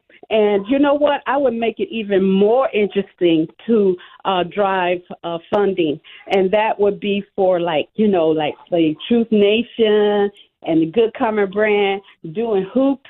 No. Don't, Linda. Do not rope us into this. This is your endeavor. Here's what you need to do. I know. Here's the hardest part about trying to help you is you don't listen.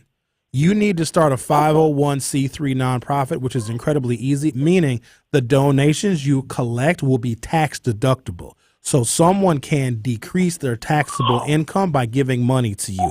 I'm assuming you haven't done that. Mm-hmm. No, Sherwin, I told you we just getting this out. I just had the idea, and I just got my LLC, and I'm just introducing it to you. And see, that's you got an LLC for what? What's the LLC for? For my mentoring. I told you, Shaq Cares. Who told you to start an LLC? That should be a 501. That should be a 501c3 as well. That needs to be a nonprofit so you can encourage people to donate because they can reduce their taxable income. Okay, it should be. And then, I did want to say,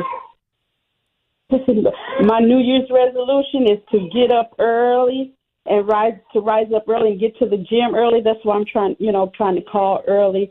But if your last comment yesterday had me rolling, talking about I'm close to your mom's age and that you bring me to your house and we'll be talking about gout. Your mom would absolutely love me because she would see that I'm unique and I'm a good difference, something different that, Sharon is used to. So she would love me.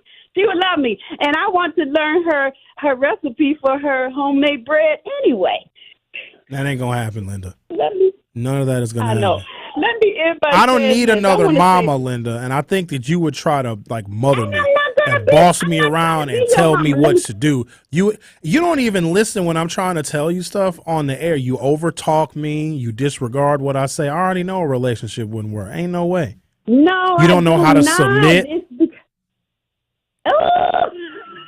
And I wouldn't. And here's the thing: I'm not even going to hold that against you. But I'm not going to be a woman wants the best of me. I got to protect. I got to provide. I got to be the man. I got to be the strength. If she doesn't submit to that, I can't be with her. And I'm not saying that that's a bad woman. She just ain't the woman for me. Yeah. And you know what? And I understand all of that. But, the reason why I overtalk is because you're preaching to the choir, and I'm just trying to save you your breath for it when you need it. Because I already know what you're about to say. No, but you don't. What I'm That's saying rude. to assume. That's undercutting what I'm trying to explain to you. If I'm telling you something that you already know, please let a human being finish. This is just like communication 101. And then say, hey, thank you for sharing that with me. But some of that information you just shared, I already know. You don't cut somebody out, because then what happens is the person that's trying to tell you something is going to like talk louder, and then you're going to talk louder, and then frustration grows and anxiety grows. That's poor communication. You're right. That is totally right, Sherwin. I agree with you, Daddy. See how easy that was? See? But I want to say this too, just in defense of, where I'm coming from. I'm not trying to come from, any type of sexual hookup. I already took, I don't like elder rhyme food either. And I took Tori there, and we spent the whole day. Whoa. Slow down. Linda, hold on. Pause. You went to Elder Rhyme with Tori Lowe? Our Tori Lowe? Yeah. And I also invited him and Elizabeth Brown to accompany me to Michael Jordan's restaurant over the holidays. It's about building relationships, Sherwin. It is not based on what, that sexual energy you're talking about, because I don't come like that. I have more class and, self-respect and self-love. So I'm just saying that, we got to, come from a different perspective as far as where I'm coming from. But can I read this poem, please, just to close out Friday? Sure. Okay. It says, it's Maya Angelou, Still I Rise. You may write me down in history with your bitter, twisted lies. You may trap me in the very dirt, but still, like dust, I'll rise. Does my sassiness upset you? Why are you beset with gloom? 'Cause I walk like I got oil wells pumping in my living room, just like moons and like suns, with the certainty of tides, just like hope springing high. Still, I rise. Did you want to see me broken, bowed head and lowered eyes, shoulders falling down like teardrops weakened by my soulful cries? Does my haughtiness offend you? Don't you take it awful hard, 'cause I laugh like I got gold mines digging in my own backyard. You may shoot me with your words. You may cut me with your eyes. You may kill me with your hatefulness, but still, like air, I'll rise. Does my sexiness upset you? Does it come as a surprise that I dance like I got diamonds at the meeting of my thighs? Out of the hurt of history's shame, I rise. Up from a past that's rooted in pain, I rise. I'm a black ocean, leaping and wide, welling and swelling, I bear in the tide. Leaving behind nights of terror and fear, I rise into a daybreak that's wondrously clear. I rise, bringing the gifts that my ancestors gave. I am the dream and the hope of the slave. I rise, I rise, I rise. Have a wonderful weekend, brothers and sisters. All right, Linda. Thank you very much. Appreciate Bye. it. All right, then. All right. Entirely unnecessary. I'll wait till I talk to Tori. Tori fell for the okie doke. Linda trying to do the crew. 100%. I can't believe Tori agreed to go. That's crazy. Powerful. Okay. I'm not. Ain't no way. I wonder why Tori kept it a secret. Pow! The Truth with Sherwin Hughes will be right back. Don't touch that dial. The Truth with Sherwin Hughes will be right back on 1017 The Truth, The Truth app, and 1017thetruth.com. This is your Versity Blood Center of Wisconsin Community Impact Moment on 1017 The Truth. What was the life change? You know, we all know it happened and we know things happen and you have bad kidneys, but what was the life change afterwards? A couple things. Before they even allow you to get on the list, they make you go through a battery of tests. And, you know, a lot of people don't qualify because they're overweight or they have high blood pressure or high cholesterol. So all those things are requirements before you can even get approved to be on the list. So I had... Wait, you got to be approved to be on the list? Absolutely. Wow. It's interesting. There's a professional athlete or former professional athlete I know right now that has kidney disease and he's on dialysis and he wants to get on the list and he's not accepting all the things you have to do, you know, to get on the list. But yeah, so for me, I spent 30 years in the automobile industry. You know, that's 12, 14-hour days, eating whatever somebody brings you to eat, whatever you run out and grab, McDonald's, whatever. It was never salads and, you know. Yeah, but that was a water. choice, right? It was a choice. Yeah. But I had to change all of that to even qualify to be on the list. I had to get down to the weight I had to be at. I had to get my phosphorus under control, my potassium under control. Wait a minute, even though somebody said they would give you a kidney, absolutely, you had to still make yourself eligible? Absolutely. Nah, that's okay. When I mentioned the athlete, his relative actually died, and they wanted to take his organs, and they couldn't because he wasn't qualified. He wasn't on the list. Wow. Yeah, you have to be. So there are over 100,000 people on that waiting list. So they are very serious. And how many donors do we have? And that's the problem. We don't have nearly enough donors. Wow. And that's why it's such a critical need. But they are serious about who they're giving that gift of life to because there are so many people who are literally dying waiting for it. To make an impact by donating blood in your community, visit versity.org today.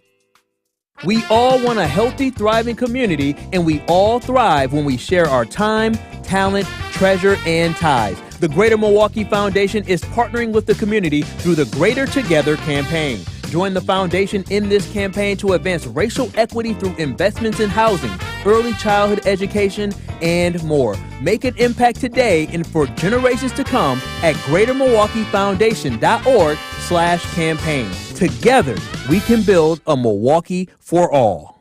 Life's better with an auto policy from American Family Insurance. No matter what dreams you're driving towards. That's because our expert agents will make you feel totally protected with the right auto coverage at the right price.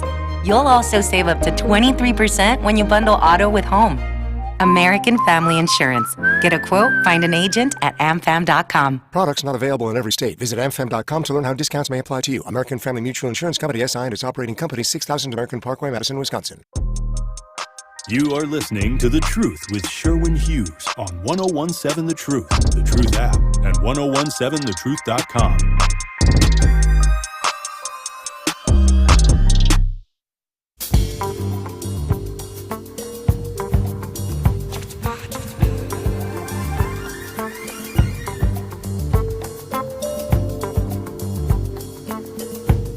Mike from Mill Road says, hey.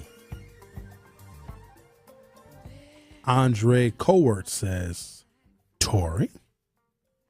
Andre also says, you jealous because she took Tori out to eat? Nope. You broke that down well with communication. I thought everybody knew that. Don't cut somebody off when they're talking.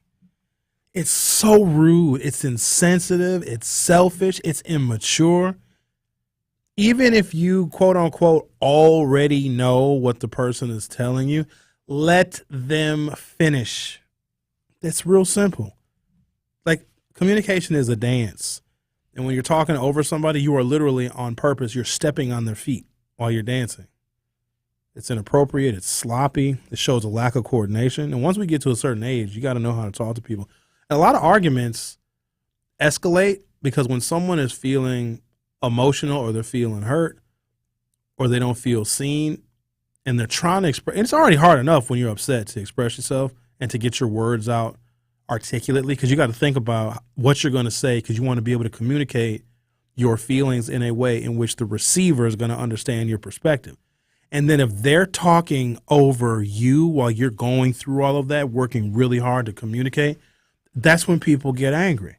And I'll make it abundantly clear, like, I've got specific boundaries in all of my personal relationships, my romantic relationships in particular. This is how we're going to communicate, and we're going to respect it, because she's going to be mad at me, I'm going to be mad at her. And when you're mad, I want to hear you, because you may be angry at something that I said or that I did that I'm totally unaware of. So I want you to communicate that to me, and I'm going to shut my mouth and listen. I'm not going to overtalk you. I'm not going to tell you, that's not what happened. I didn't mean it that way. It doesn't matter what I thought happened or how I meant it. If something I said or did hurt or offended somebody, I need to be able to hear that, think about it, and quite honestly, digest it for a moment, and then maybe revisit the conversation once I'm able to interpret what that person was trying to communicate to me. We got to know this kind of stuff. You'll get much further in your lives if you know how to successfully argue. And the other thing is, y'all got to stop trying to win an argument. I'm not trying to win an argument because I know how to win an argument. I want to resolve the issue.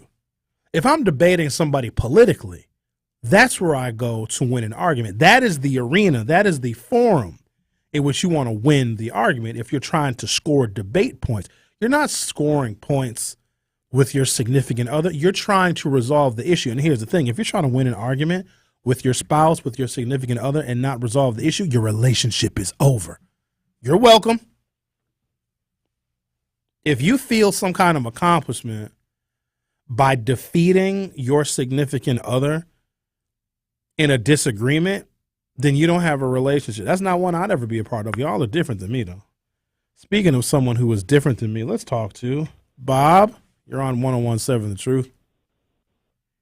Hello, Sherwin. That was, you said a lot. But the main thing that, to me, should have been said, she gave a real good poem, and she going to give JD some competition. And I don't know if JD will like that. Bob, she didn't write that poem? Well, she didn't, huh? Hold on, Bob. You mean to tell me you've been on this earth for 72 years and you've never read or heard Maya Angelou, Still I Rise? That's one of the most famous poems ever written by anybody in America. Sherwin, I'm 71. Don't give me too many years. There's a difference. And don't get and I just woke up and I heard the poem, and then wow, Sherwin, I had Sherwin. Sherwin, I had a dream and a half. I can't believe I had this dream. Oh, man. And you in a heck of a mood today, man. You got to really be careful what you say to Sherwin today. Because Sherwin, you in a heck of a mood. What was your dream about? I'm curious. It wasn't no freaky stuff, was it? Sherwin, it was a dream, man. It was about 30 years ago. Uh-oh. It was a woman who had a son with no hands. He was born like that. And she knew how to skate, and we skated together. And it was when I was raising 3 kids, and she went in the kitchen and said, "Now, I'm going to make a mess here now, but it's going to be good." I said, and it was good. She knew how to cook, and she had a degree. She was working, but she lived in Indiana. And so I didn't like her. I mean, she aggravated me because she wanted to go here and there. And I had worked 10, 11 hours. I didn't want to go. I want to go to sleep. She wanted to go here to this park. And I didn't. And then I broke up with her. And for a couple months, then I called her back. And I wanted to get back with her. And her son answered the phone. And she said, "You want to speak to Denise? I said, yeah. And then her sister grabbed the phone and said, Denise died. She had an aneurysm. I said, and she would have been perfect for me and my kids. The most perfect woman. That's why I believe there's a paradise. She's probably in heaven and came down to my dream because she would have been perfect. Because most black women, they don't want to be bothered with another woman's kids or another man's kids. They want to raise their own. Now, white women seem to do that. They don't care some more so. But black women, hey, they ain't my kids. But this woman was perfect. And I just didn't want to run. And that was a dream and a half. And then I woke up and heard Linda say that poem. And she's going to give JD. And my last point is, what you going to do, Sherwin? What you going to do? What you mean what I'm going to do? You're training her. What you going to do? Just like Jim Brown asked my man in the hospital after he blew up himself, Richard Pryor, what you going to do? And I should talk to you later. Wait, Bob, before you go, because you made a comment on white women are okay dating men that have children. Bob, have you ever dated a white woman? Oh, no. Yeah, when I was in high school. One time. Get out of here, Bob. That was dangerous back then. They could have lynched you, boy. Yeah, I was in high school, and she even met my mother one time, You're kidding. Yeah, one time. What'd your mother Sherman, say? Oh, she, was hospitable. But Sherman, the next time I call you, I got a hard question. No, you don't. And if only you could. Yes, Sherwin, this is a hard thing to do. What is it? And if only. Oh, Sherwin.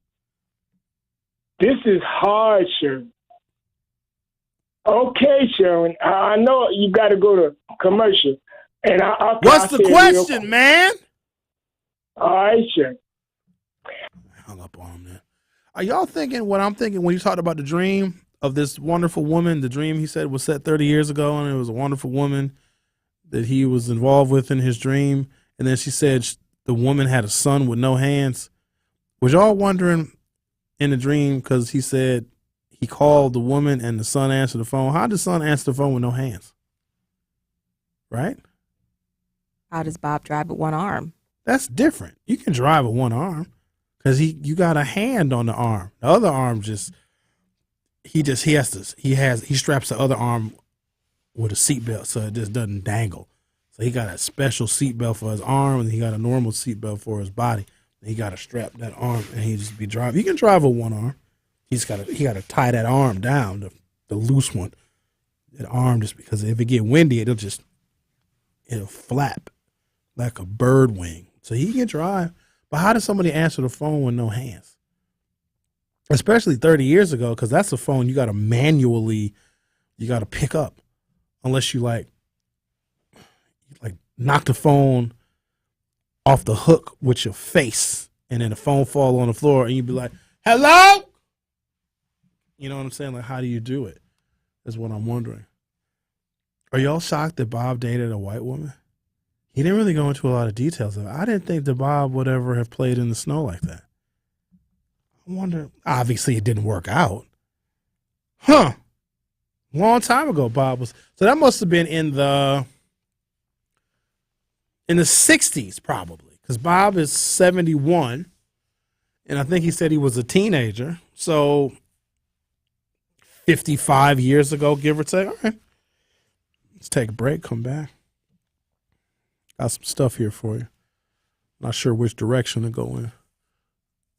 Tell you what, I'll let you all choose the direction we go in between now and 11 o'clock, because at 11 o'clock, I think I should read the Willie Lynch letter. Why are you shaking your head, Reed? I'm curious to what the people want to talk about. I'll entertain any topic, but only for 15 minutes. So I'm going to take a break. I'm going to come back. I'm going to check the text messages. I'm going to check the YouTube stream. If you guys have something that is of interest or a fascination or something that you want other people's opinions on, it could be literally anything. We will entertain that for the next 15 minutes. The Truth with Sherwin Hughes will be right back. The Truth with Sherwin Hughes returns after this on 1017 The Truth, The Truth app, and 1017thetruth.com.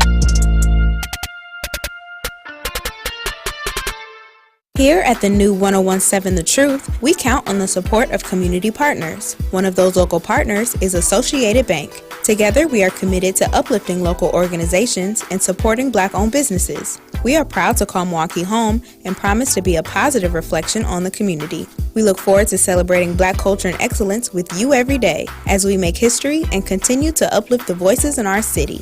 Join us for the journey at the new 1017 The Truth, founded in partnership with Associated Bank, member FDIC. Hey, it's Jason Wildig for Associated Bank. Looking for a bank with home field advantage? You got it. At Associated Bank, we're more than just a bank. We're your neighbors. That's why scoring a Packers checking account is the right play for your pay. And here's the kicker. Your Packers debit card gets you 10% off at the Packers Pro Shop. Join the team today. Open your Packers checking account at AssociatedBank.com/Packers. Associated Bank, the bank of the Packers since 1919. Your money works here. Member FDIC. It's time for Truth Takes, a thought-provoking commentary on the new 1017 The Truth. Here is Sherwin Hughes with his truth.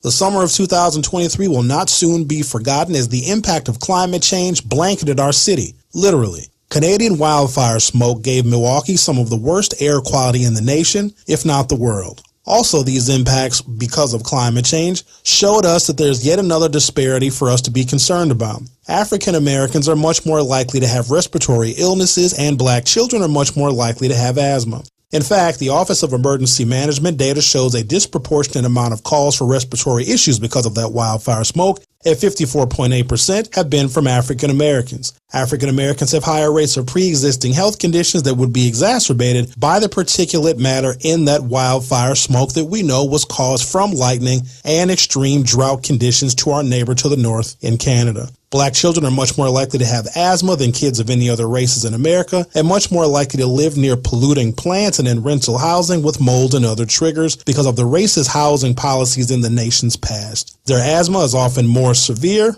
and less likely to be controlled because of poor medical care and the mistrust of doctors. Just when we thought we had all the disparities we could shake a stick at, here we go again with Canadian wildfire smoke as an extension of climate change negatively impacting African Americans. Climate change is a global issue. It is a national issue. It's a local issue. Admittedly, the Black policy struggle for equality has not focused on climate change, but if the summer of 2023 has showed us anything, now it certainly should be.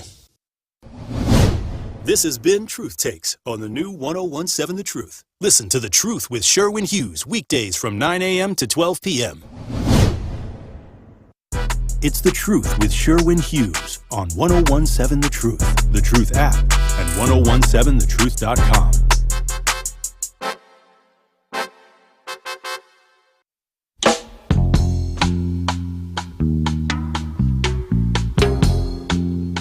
All right, let's talk to Al from Sherman Parker on 1017 The Truth. Hey, Sherwin. Have you been paying attention to the Jonathan Majors trial? I was watching Roland Martin yesterday, and he was talking about basically how wokeness is out of control, even in New York with Alvin Bragg, bringing this case of the white girlfriend accusing Jonathan Majors, the actor, of assault or abuse, when really she is the one who looks like the abusive party, and they were showing the videos of her chasing him for blocks down the street, and then she had the nerve to claim he assaulted her. And they're saying that there was this woke agenda where the black man is being villainized for the sake of Me Too and for Alvin Bragg's political career to get reelected. What are your views on that? So I haven't really been following the trial because anything that involves two people in their relationship is always he said, she said. There's what he said, what she said, and somewhere in the middle is the truth. So I saw the video of him being chased, but that is not evidence that he wasn't abusive to her. They probably were beating up on each other, but have I been following it? No, because it's petty and it's immature, and celebrity gossip is just, to me, it's just stupid because there's bigger problems in the world. Like, even if we deciphered what was going on with that case, people would still be hungry and poor, and Rhea would still be taking the bus. So I don't really follow stuff like that. But to go so far as to say it's some kind of woke agenda, I don't care.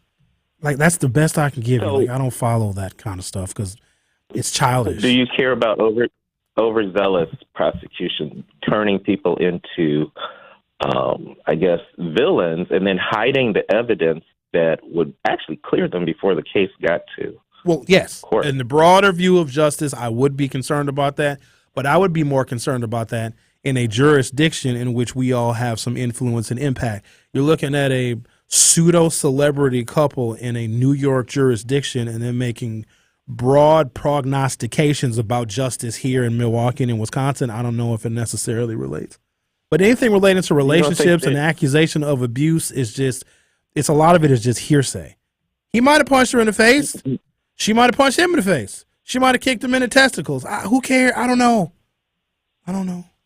But do you think there's a broader woke agenda to really make black men? You think that's a woke? You think it's a woke agenda to make black men feel villainized? That has happened since before America was a country, brother. No. Before there was any kind of wokeness. If anything, that's a conservative agenda. Well, to make them the poster child of abuse in the Me Too movement. No, I don't see that as a woke agenda at all. Black men have always been scapegoated for everything. In fact, George Floyd was responsible for his own death. So was Trayvon Martin and others. So was Michael Brown. We've always been scapegoated. It's not no woke agenda. Y'all want to make it a woke agenda. It's not. So you talked about the ways of feminism. You don't think that plays into the oppression Olympics that allows women to claim the patriarchy is against them when in many cases it's used against black men. Name me a point in time when something has not been used against black men. You ever heard of, you might want to read some stuff about this person. There's probably movies and books and documentaries. His name is Emmett Till. He was scapegoated too for something he didn't even do, and then he was beaten and he was killed and thrown in a river. So this is not anything new. Part of being a black man in this country is that we are going to get blamed for literally everything that they can blame us for. So this is not new. The whole quote unquote wokeness thing is Me Too, and as a movement, it's still relatively new. If you go back prior to that, I guarantee you there will be examples of where black men were scapegoated for something. Were you aware during the Hillary Obama, run for the presidency of how the white women in Hillary's camp basically were upset, saying that they were placing it, and I don't remember these words exactly, an inadequate black man ahead of Hillary and all of her experience. Oh, Bill Clinton said Obama was only qualified to get him coffee. Oh, yeah. It wasn't just the people on Hillary's staff. It was a large swath of America that believed that Hillary Clinton, for all she had endured, it was her. She was the rightful heir to the throne to the U.S. presidency. So, no, it wasn't just, I know you want to try and make it like women scapegoating black men, but everybody has blamed us, and you know that. Well, and in particular, what turned me off with Biden was he was the first squeaky clean African American that was articulate that he ever met. So how many blacks did Joe Biden actually meet in his lifetime? 7. Anyway, peace out. Okay, bye-bye. That was a waste of time. You don't look at one celebrity case and try and say it's a woke agenda. Like, see, Trumpers have a brain infection. You know what Trumpers have? Long COVID. I read about long COVID this morning. It's bad. It makes your brain messed up. Let's talk to someone whose brain is not messed up. Al, you're on 101.7 The Truth. How are you this fine morning? Hey, I'm doing good. The weekend is here, so I hope everybody creep. And if it's real good, make sure you go deep. But moving forward, what I wanted to say here, I keep hearing men keep saying black women are too masculine. And I keep trying to understand, because if you take masculine away from a woman, she still is a woman. So my question to you, do you feel a lot of men say that black women are too masculine because that woman won't allow that man to treat her like sugar, honey, iced tea? Now, I'm not saying all men bad, because you have some very good black men out here.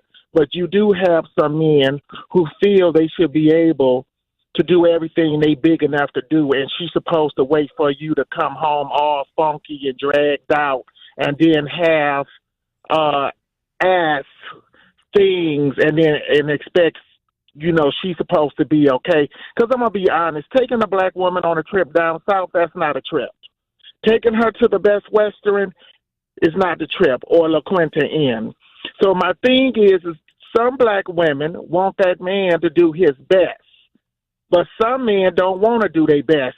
They want to have it. So, like, prime example, a woman want a big, beautiful home. He'll tell her that's too much. But she's willing to put in the work to get it, but he's willing to reap the benefit. So do you feel that a lot of men say a woman is too masculine because that woman won't allow that so-called man to treat her like sugar, honey, iced tea?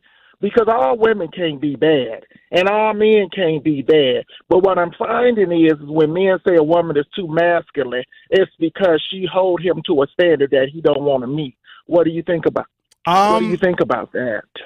That could be it, but I think that there are a lot of women that feel they have been thrust into playing both roles because there may be a man that is missing, especially if she has children. And she, especially if she has boys, she has to be obviously the mother to nurture and to give emotional support to her boys, but she also probably has to be the stern, strong, disciplinary figure because she is responsible for these boys' well-being.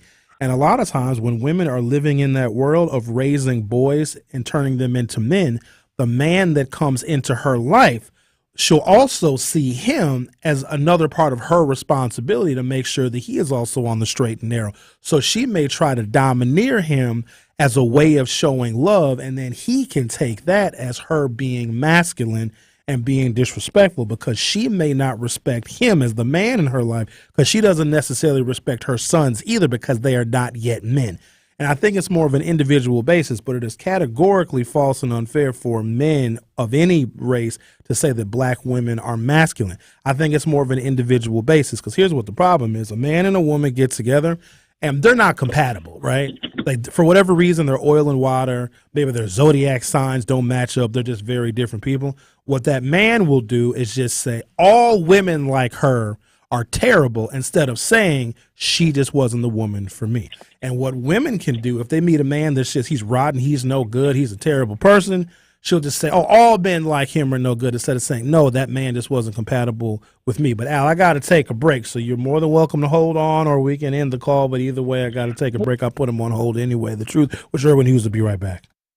Truth Nation, Gruber Law Offices and The Truth have raised the stakes for this year. The One Call, That's All Gruber Cash giveaway is now a $5K giveaway. Yes, you heard it right. $5,000 giveaway. Every weekday on 1017 The Truth, you will have the chance to be entered to win the $5K giveaway.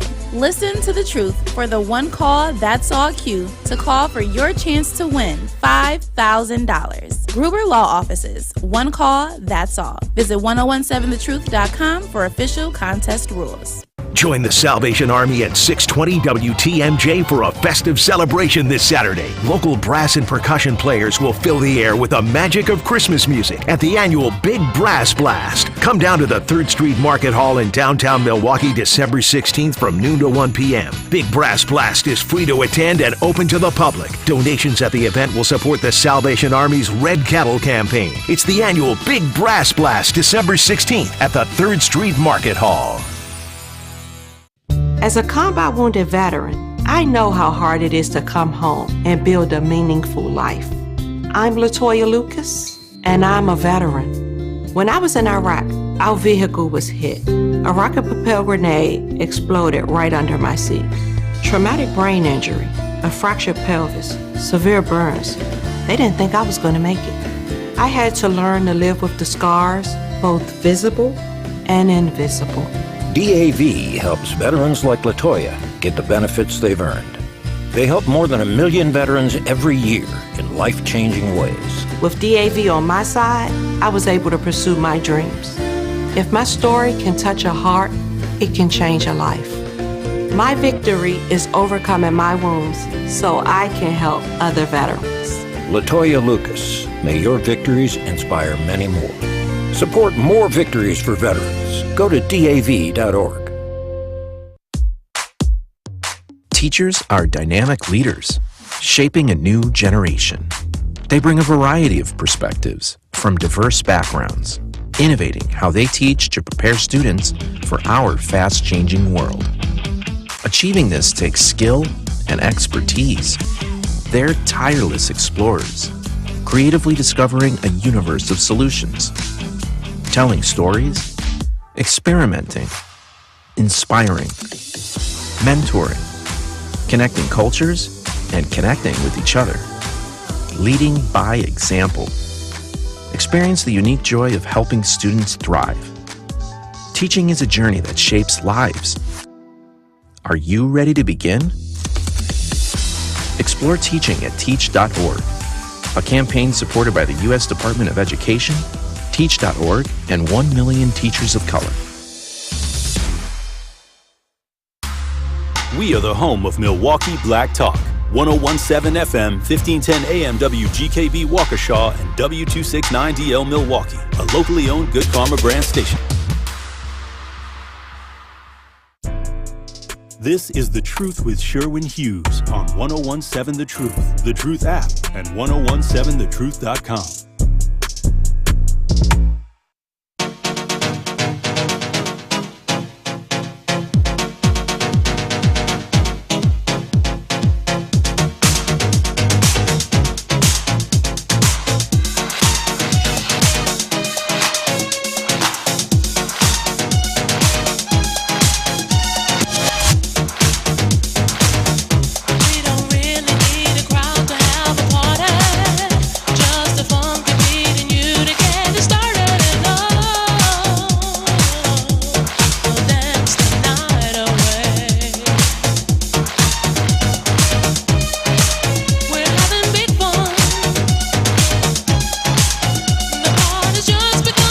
Welcome to hour 2, right? No, 3. I don't even know how to count hours no more. So when I asked y'all, when I said we were going to have a 15-minute, segment of whatever y'all want to talk about, that was dominated by Al from Sherman Park talking about the dude that got chased by his damn girlfriend. Do y'all know the couples hit each other? Has anybody ever... Do you know that there's women that punch men square in their faces? Man, I got a story for y'all. I promise you I got a story for everything. How are y'all... If you're 40-something years old, you've been through enough in life where you got a story for everything. Like, I know somebody that I've seen, I've witnessed, been involved in. I told this one a long time ago. So, Milwaukee used to be a beacon of entertainment for teenagers because we had teen nightclubs in every corner of the city. They were in almost every neighborhood. Bars would make more profit by having nights that were dry and that were underage than sometimes they would make when they served alcohol, because you could charge us $1.50, $2 for a cup of soda that cost the bar 5 cents. You could charge us cover charges. You didn't have to really deal with anybody drunk and all the other issues. You didn't need nearly as much security. So there's a lot of teen nightclubs. So back in the day, my spots were the Tijuana Yacht Club, which was at Northridge, the big old teen club. And then the Attic West, which is where Silk Exotic is now on 114th and Silver Spring. Those were my big teen clubs that we went to. I think we may have gone to Nitro's. So Nitro's is in the building on like Water Street, and I think Clybourne or Broadway. Brett Favre Steakhouse was there for a long time. Then after that, it was Joey Bona's, an Italian restaurant. I don't know what it is now. But that was a 3-level, 1,500-person capacity teen nightclub. I think we used to go to that one. We used to go to Bailey's, which was on Highway 100. and then Blue Suede Shoes, which is on South 27th Street, which is now on the border Gentlemen's Club. Ain't it crazy that 2 former teen nightclubs are now strip clubs? It's very weird. So there was this one particular woman, well, she was a girl, we were kids at the time, who was well known at a lot of the teen nightclubs. I just never was interested in her, but all of my friends slept with her. All of them did at the time. My homies all were involved with this particular woman for one reason or another. It wasn't for me, right? So another one of our friends who was a little bit younger than us, and we started hanging out with him a little bit later in our teen years, he met her, okay? My friends had slept with her in years prior to. He met her a couple of years later after everybody had already slept with her. He was bragging about this woman that he met. And people were like, oh, wow, well, good for you, man. He said, oh, man, I think this is the one. I think I really loves her. And then we were at a party, and he was like, yo, she's going to come. She's coming to the party. Oh, man, this is really cool. And her name is Common, right? And so back then, there wasn't no pictures. He couldn't, like, pull out his phone and show pictures, because had that been the case, everybody would have seen that this is the woman that they all slept with. So she comes to the party, and, of course, I knew who she was because all my friends had slept with her. And she walked in. We were like, damn, that's the girl he's in love with. And so here's the dilemma. Do you tell? He was in love with her. Do you tell him that, dude, all of your friends slept with her? Or do you just let him be happy? Well, nobody said anything because who are we to burst somebody's bubble? And here's what's crazy. So we're at the party, and she knows all of us. And she's like winking at some of us. It was weird, y'all. They ended up getting married. And let me say the craziest part about all of it. I was not a groomsman in his wedding. He had 6 groomsmen. I went to the wedding. I wasn't a groomsman. He had 6 groomsmen in his wedding, and then there were 6 bridesmaids. Do you understand that 3 of his groomsmen slept with his wife? I mean, I can't make this stuff up. And so as time goes on, I mean, they're still married. They've been married now for, 21 years probably. 21 years, 22 years, if a day. Definitely been married over 20 years. There's something about their relationship. So he can't leave the house. He can't go out. And we're not as close as we used to be because, as you get older, people's lives go in different directions. But every now and again, he'll have a little get together at his crib. Or, back some years ago, we'd all go out to a bar and watch a Packer game. Our spot used to be Papa's Pub on 77th and Burleigh. That's where we would go on Sundays or Monday nights and we watch Packer games.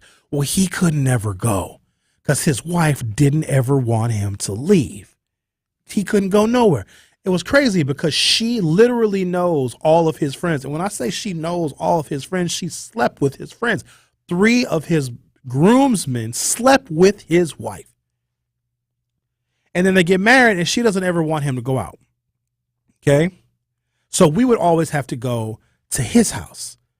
And because he knew that was inconvenient for us, he built one of the dopest man caves I had ever seen. Dude had a big, huge TV. He always got it catered. He brought food in. We'd always have chicken wings or we'd have pizza. We'd always have all sorts of food because he knew that he had to have some kind of attraction at his house for all of us to just hang out at his house because otherwise we wouldn't ever see this dude, right?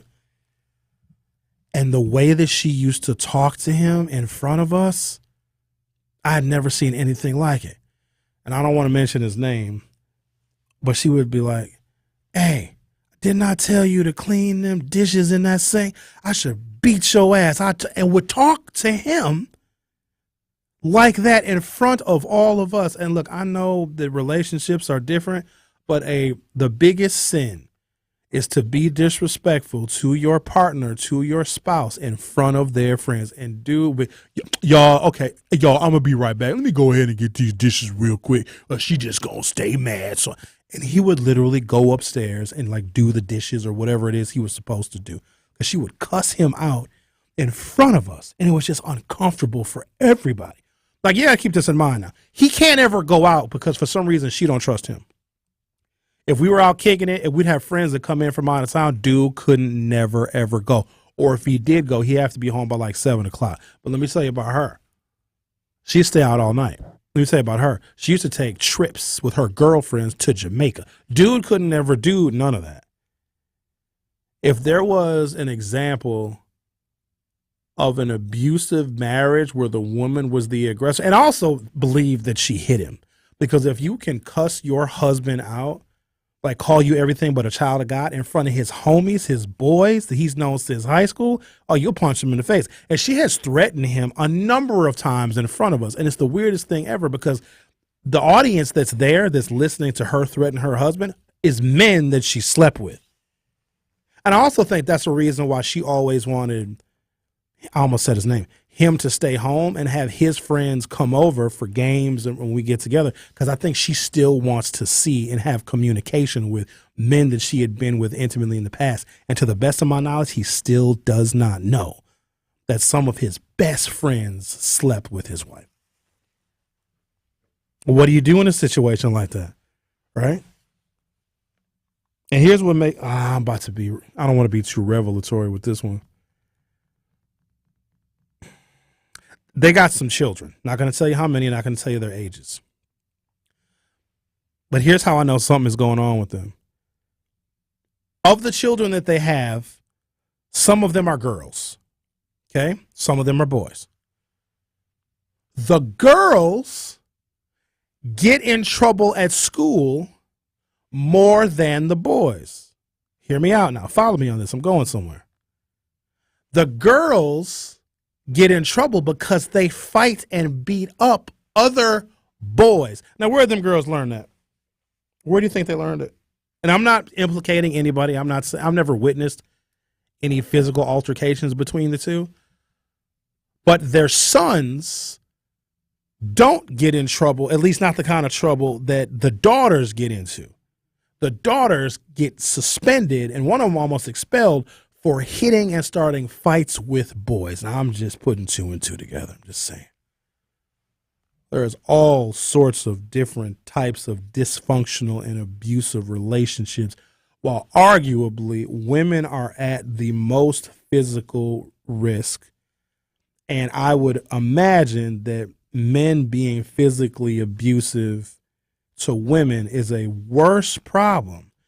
Women can be physically and emotionally abusive to men too. So when we talk about all this fairness and all this equality, it is necessary for us to address the issues on a case-by-case basis.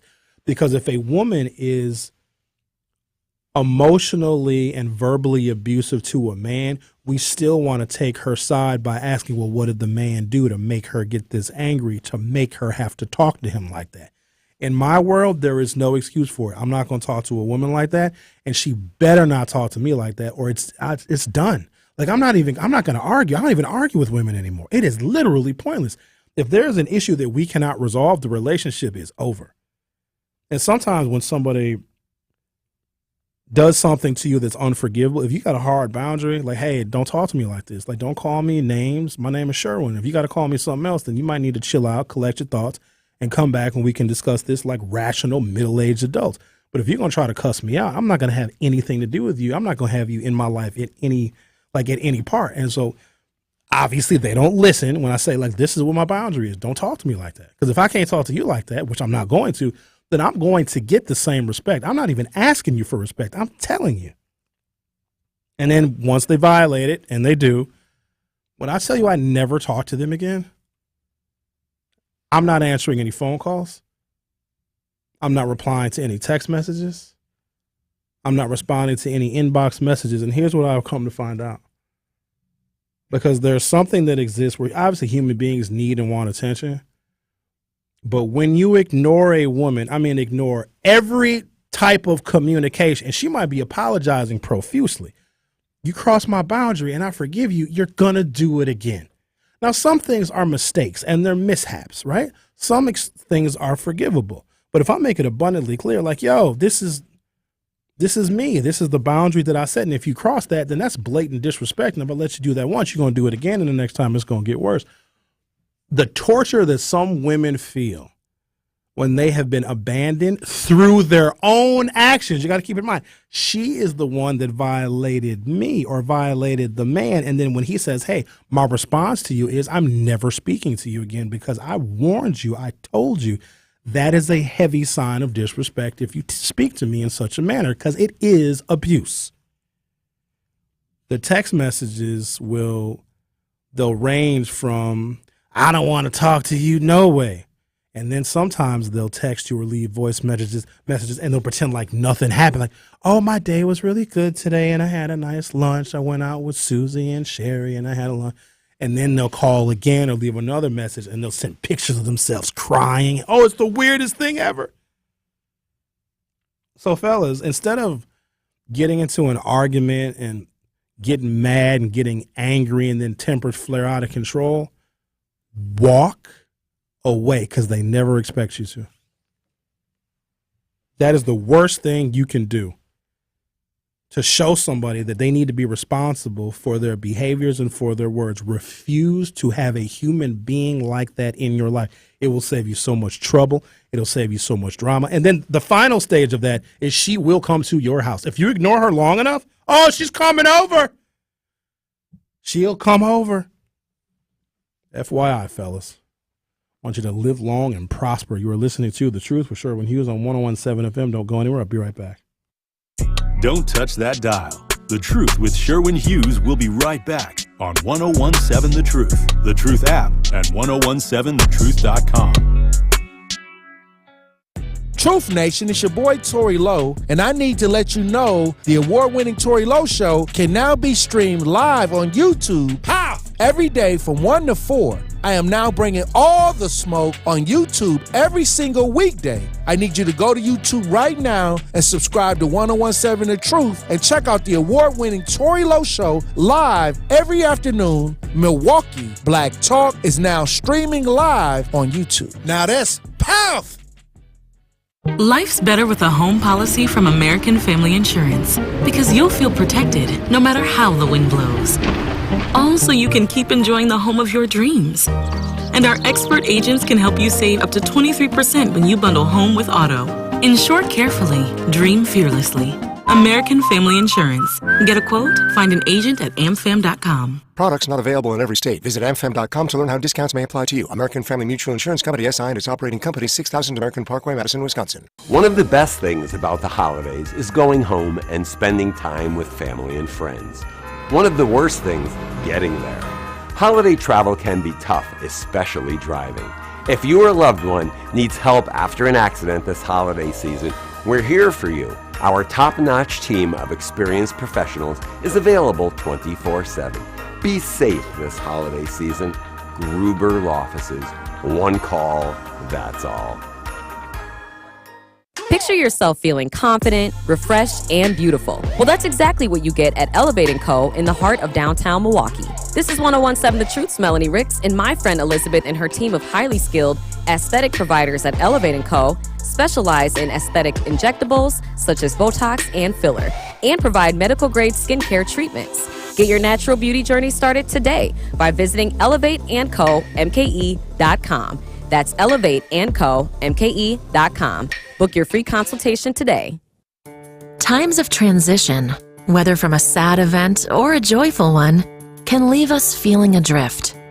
Social connections are an important part of a healthy life. Being isolated and lonely can be harmful to your health. It can lead to high blood pressure, a greater risk of heart disease, and early onset dementia. So it's important to build and maintain connections to people, not just in your family, but others whose relationships bring meaning to your life.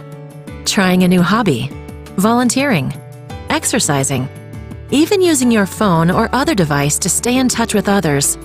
All these can be great ways to keep up your social connections and your physical and mental well-being. Visit connecttoeffect.org to see if you're at risk of social isolation and find ways to get connected. Presented by AARP Foundation with support from United Healthcare. You are listening to The Truth with Sherwin Hughes on 101.7 The Truth, The Truth app, and 101.7thetruth.com.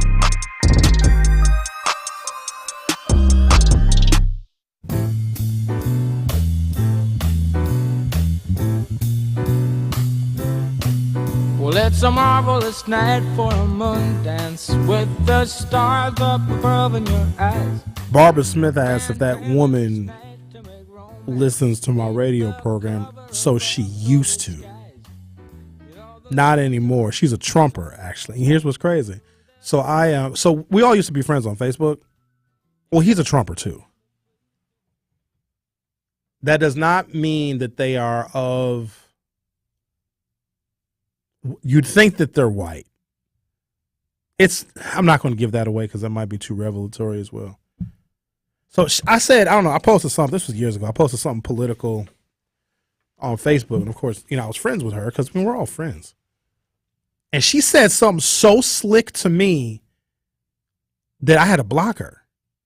Like, she tried to talk to me on my Facebook page on a political post. Like, she was really really super offended that I said something. This is when Trump was rising to power. This is how long ago this was. And she's like, that's why you stupid, Sherwin. You don't know nothing about politics. I don't even know why you got a radio show. Block!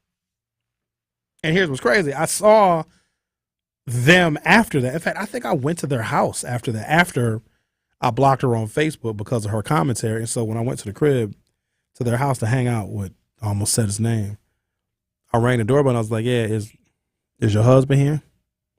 Him downstairs. They just walk right past her. But no, there are women, and I mean, y'all know this. I'm not telling you something you don't know, that exercise a high level of emotionally abusive authority over their husbands, and their husbands have internalized a phrase which is fundamentally wrong and unfair. Happy wife, happy life.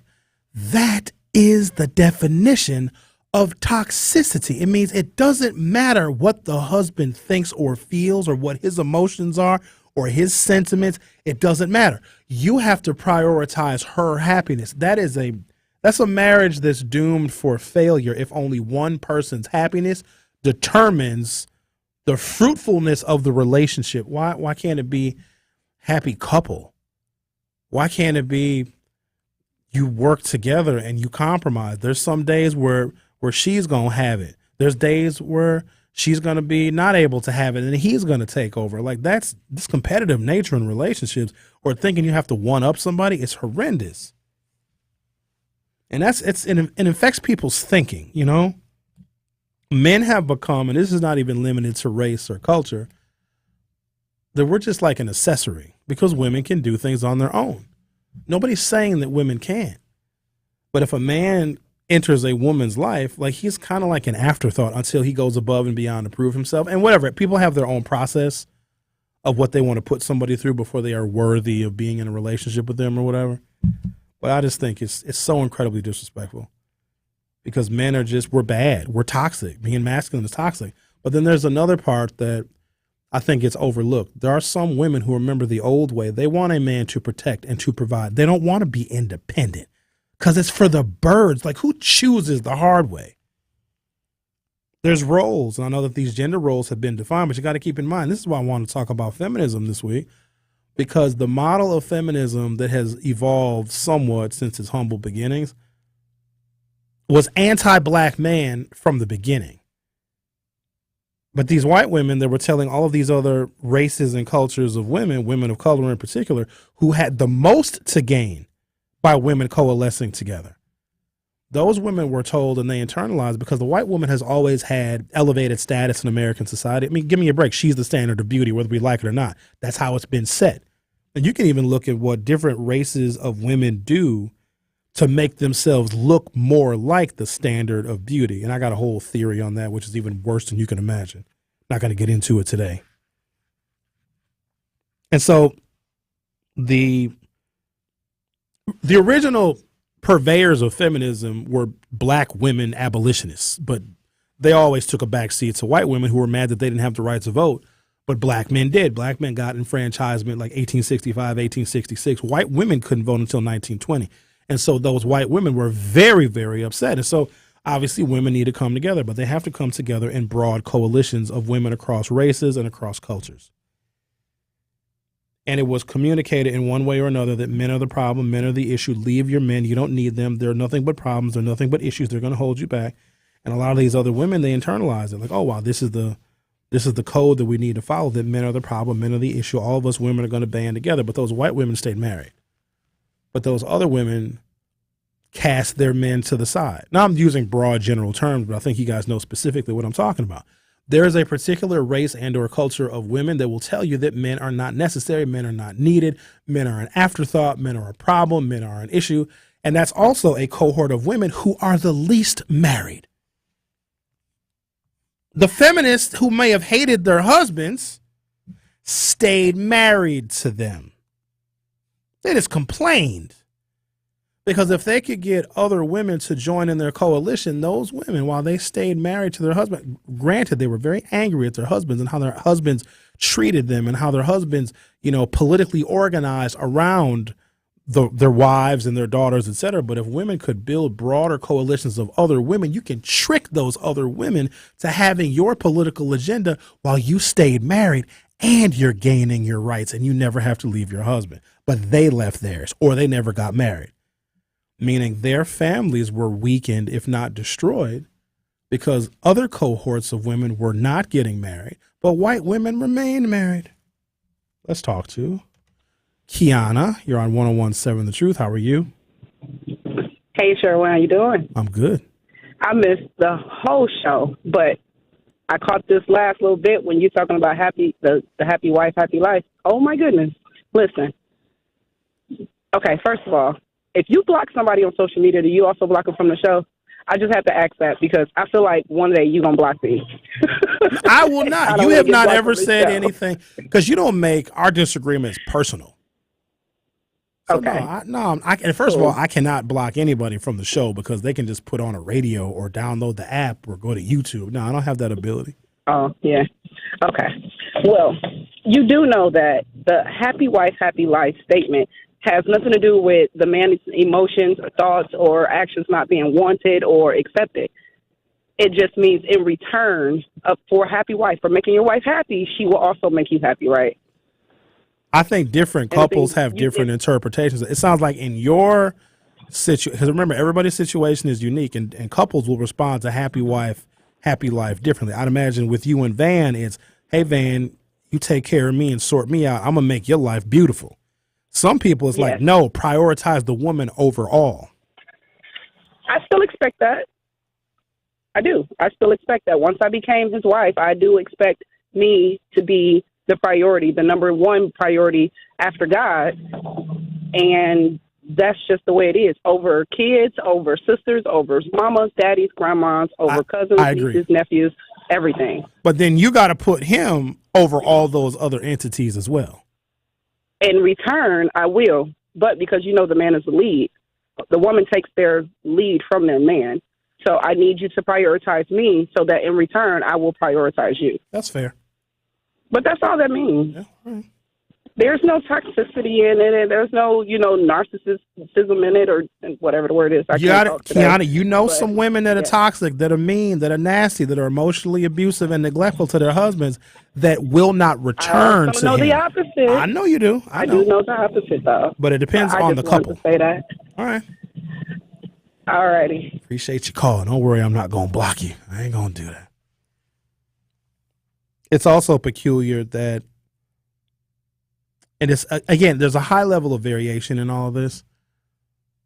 A man has got to show what kind of a husband, protector, and provider, whatever a woman is looking for, but he needs to start, he's auditioning from day one of what kind of husband he is going to be, right? Always. Like, he's got to prove, go above and beyond. He's got to do this. That's why we take women out to expensive dinners, to show that we have throwaway money. Because if we have throwaway money to wine you and dine you, that means that we have sufficient resources to take care of you adequately. Buying flowers and candy. Like, women don't really get men gifts like that. Some women do. I've received gifts that I never expected to receive from women. Modern women are very different. But our generation, Generation X, I think we stand head and shoulders above all of this nonsense now where gender roles are not really defined anymore. Like, women in my generation are dope. They're like, no, we want men. We need a man. We ain't trying to do all this stuff by ourselves. We understand our limitations, but they also understand a man's limitations as well, and that is where they supplement. So with our generation, a lot more is understood because of what we grew up with, what the world was like, what media was like, what we saw at home. So we're different. We're also incredibly politically incorrect, which is so refreshing. Like there's things that those of us in Generation X can say to one another and we're never offended. But we also know that we have to be amongst our age cohort to say certain things. If we say these things to other people, like in a workplace, we all going to get written up and fired. So there's a comfort level with us dating and marrying within our generation because the world was dramatically different. Something happened when the internet started ruling everybody's lives and all of these different standards. And some of the standards are good, right? And some of the toxic patterns of the past have now been dissolved or resolved. But it's a little bit too much sometimes. Turner. All right, let's talk to Turner. Hello, Turner. Yeah. How are you? How you doing? I'm good. I'm doing fine. Yeah, pretty much the world has changed pretty much on everyone. And, you know, you got the single females, you got the single males out here, and then you also have the females that don't acknowledge a male, period. They roll their eyes at you, and, you know, it's us mans that need you guys, these women's out there. You got the guys out there that's messing with other guys that's messing up these women's heads and stuff. The world is turning, and, you know, it's all that man can marry women and women can marry, and it's turning. And yes, we also put everyone, you know, in front with each other in a relationship because we got to take care of what's around us for our relationship, not others. You know, not being selfish or whatever, but we got to take care of us first to have a real good relationship. Sound advice to me. All right, Turner. Turner got a fast turn signal. You hear his turn signal? Barbara says ghosting, silent treatment, discarding are all abusive. Talk to any therapist and ask them. It's not normal to treat people like that, but with social media, it has become the go-to. So here's the thing. Some people will never understand. If I tell you how I want to be talked to and how we're going to argue and how I communicate, how I'm going to react and how I'm going to try and talk to you and approach you when I'm angry and upset, and if you disregard that, I can't explain it because I'm making it abundantly clear. Hey, if we get in a conflict, which we will, let me tell you how I'm coming to you. Let me tell you how I'm going to present myself. Even if I feel like I'm wronged or if I did something to wrong you, like I'm going to listen. I'm going to shut my mouth. I'm going to be quiet. I'm going to try and learn from what you are telling me, right? Some people don't understand that level of respect. So if somebody wrongs you and you tell them in a respectful, like they really hurt you real bad. And you're like, hey, you know, I don't like what you did. I don't like what you said to me. I don't like how that made me feel. Well, that's your problem. What's wrong with you? You're not going to be able to explain to that person. And so trying to get them to understand when they don't have the capacity to do so, you have no choice but to leave. And so, Barbara, along your logic, if a woman is with a man that he just doesn't get it, like he doesn't understand that he's being hurtful, he's being neglectful, he might even be abusive in his own right, she can't continue to explain to that because she's told him 1,000 times. She has to leave. She has to leave and never look back. Now, it's hard, but if someone refuses to change or to listen or to take fault for what they've done to treat somebody poorly, you can't just stick around because all it's going to be is repeated abuse. And with some people, if you tolerate their mess and you forgive them, they're going to do it again. And it's going to be worse. And if you forgive them and you tolerate their mess, it's going to get worse. And it's going to continue forever. There are some extreme situations where you have no choice but to leave. So with me, because I pick up on red flags early, because people are telling you 100% of who they are in the beginning. Now, they try and mask it, or they'll try and love bomb you, where they just shower you with love and affection and praise, and they want to be with you and be by you. And, oh, my God, it's so wonderful. That can be a bit of a red flag, too, because they're trying to get you so wrapped up that when their abusive and angry side comes out, you're already so hooked that it's going to be hard for you to leave. So you got to be very mindful of that. Sometimes you can't explain to people that will never be able to understand. And a lot of it is how they grew up. And I don't care how wonderful you are to somebody, you are not going to be able to change what they saw as normal growing up, even if what they saw growing up and interpreted that as normal, is the opposite. If you grew up in a well-adjusted two-parent home where the parents didn't argue around the kids, or if the parents did get into disagreements, they were very respectful. Like, as a child growing up seeing that, you're going to have fairly decent conflict resolution skills. But if you saw the mama cussing out to daddy, and if you saw physical abuse and emotional abuse, when parents give each other the silent treatment and use the kids to communicate to one another, you're guaranteeing that that child is going to have major relationship issues, especially if they're dating somebody who grew up well-adjusted. That is why there's also a difference between people that grew up with a single parent and people that grew up with both parents. There's a huge, huge difference. Huge difference. And sometimes that may not relate to compatibility. I know that it has been difficult for me to involve myself with women who did not grow up with a father.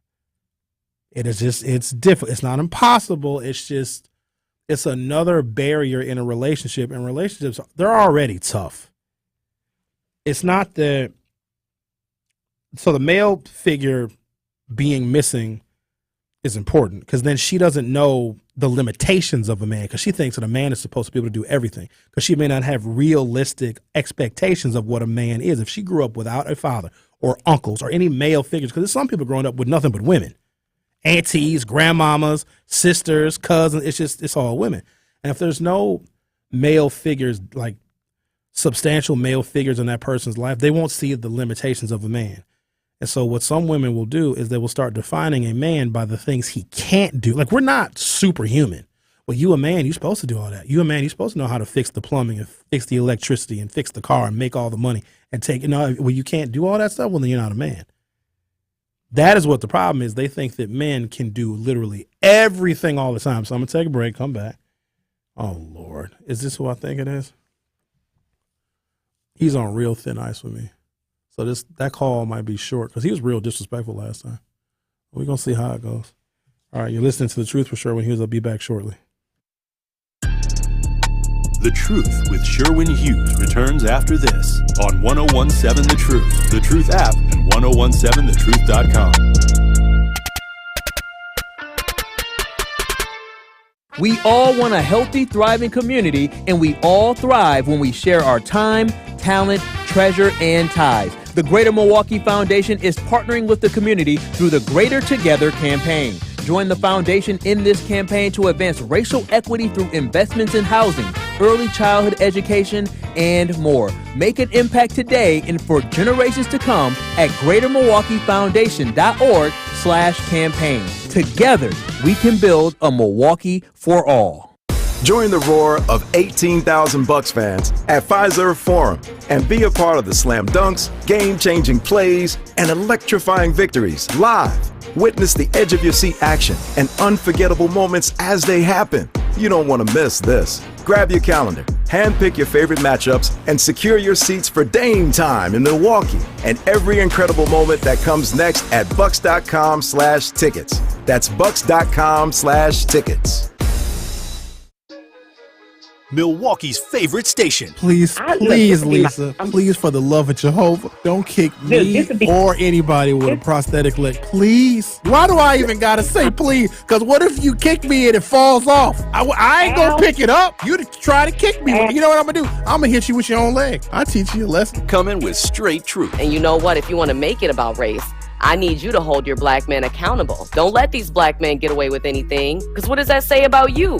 Because if you're going to be that person who's not going to hold your own people accountable, we have nothing to talk about. I'm sorry. That's a real old school mentality, my guy. Tune in to all your favorite 1017 The Truth shows all day, every day by downloading the Truth app. We got to get back into common courtesy. Mm-hmm. It's about the family structure. Right. It is. Our extended family, we are all family in Milwaukee. Come on now. Watch all your favorite 1017 The Truth shows by subscribing to 1017 The Truth on YouTube. Being blind doesn't always look how others may think. Stargardt disease was supposed to define me. Retinitis pigmentosa aimed to overwhelm my family. It tried to cut me down, A blinding eye disease attempted to force me away from doing what I was born to do. But it cannot stop me. I have the tools. I will keep moving forward. Pushing past the limits of this disability. I know where to find support and where I can be seen. Loss of sight won't blind our vision. Innovative research, educational resources, supportive community. The Foundation Fighting Blindness is leading the charge in finding treatments and cures for blinding diseases. Learn more at fightingblindness.org. A public service message from the Foundation Fighting Blindness. More of The Truth with Sherwin Hughes is next on 1017 The Truth, The Truth app, and 1017thetruth.com.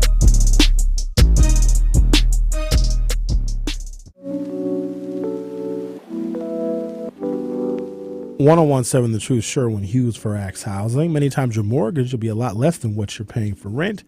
As an average Axe family who's been helped pays about $800 a month, and no matter what barriers you think you're facing, Axe Housing will have a coach on staff that can assist you today. So here's what you do. Go to axhousing.org, ACTShousing.org, and you can get started on a virtual home buying orientation. Axe will also pair you up with a home buying coach that can put together a plan and a budget, even get you more money for down payment assistance. So don't let where you are financially today get in the way of your bright future becoming a homeowner. Axe coaches are here to help. That's ACTShousing.org. Tune into the award-winning 1017 The Truth tomorrow at 10 a.m. for another episode of Diversity and Excellence, powered by Erie Insurance and hosted by Dr. Ken Harris and Fred Johnson.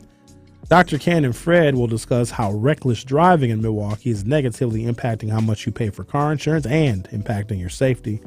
Don't miss tomorrow's episode of Diversity and Excellence, powered by Erie Insurance, tomorrow at 10 a.m. on the award-winning 1017 The Truth.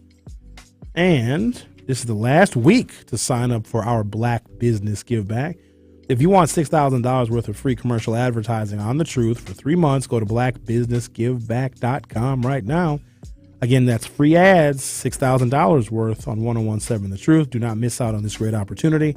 Go to blackbusinessgiveback.com to sign up. Associated Bank, member FDIC. I don't want no mess out of you, Alan, because my hang-up button is ready. My finger is itching. Hello? Yes. Oh, hi. Hey, I was just going to tell you, one thing, when I was dancing, that was reggae music, wasn't jazz. But I was going to call you back and correct that. The thing is, you actually see why I listened to you. You just said some stuff I really agree with. You can't get around certain things. And when somebody's raised a certain way, you can heal. That you can go get surgery, right? You can get things to erase, like physical scars. But when you got emotional scars, you cannot.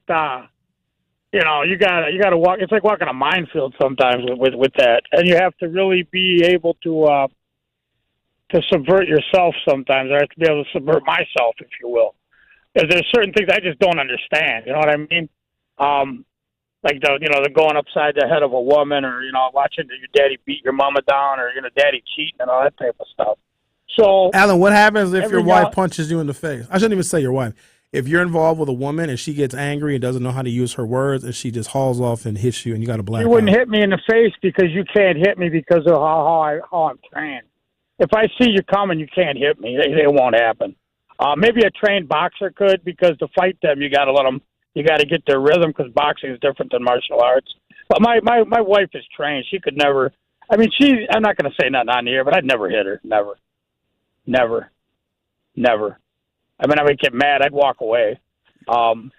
Even a trained boxer can get hit by a woman.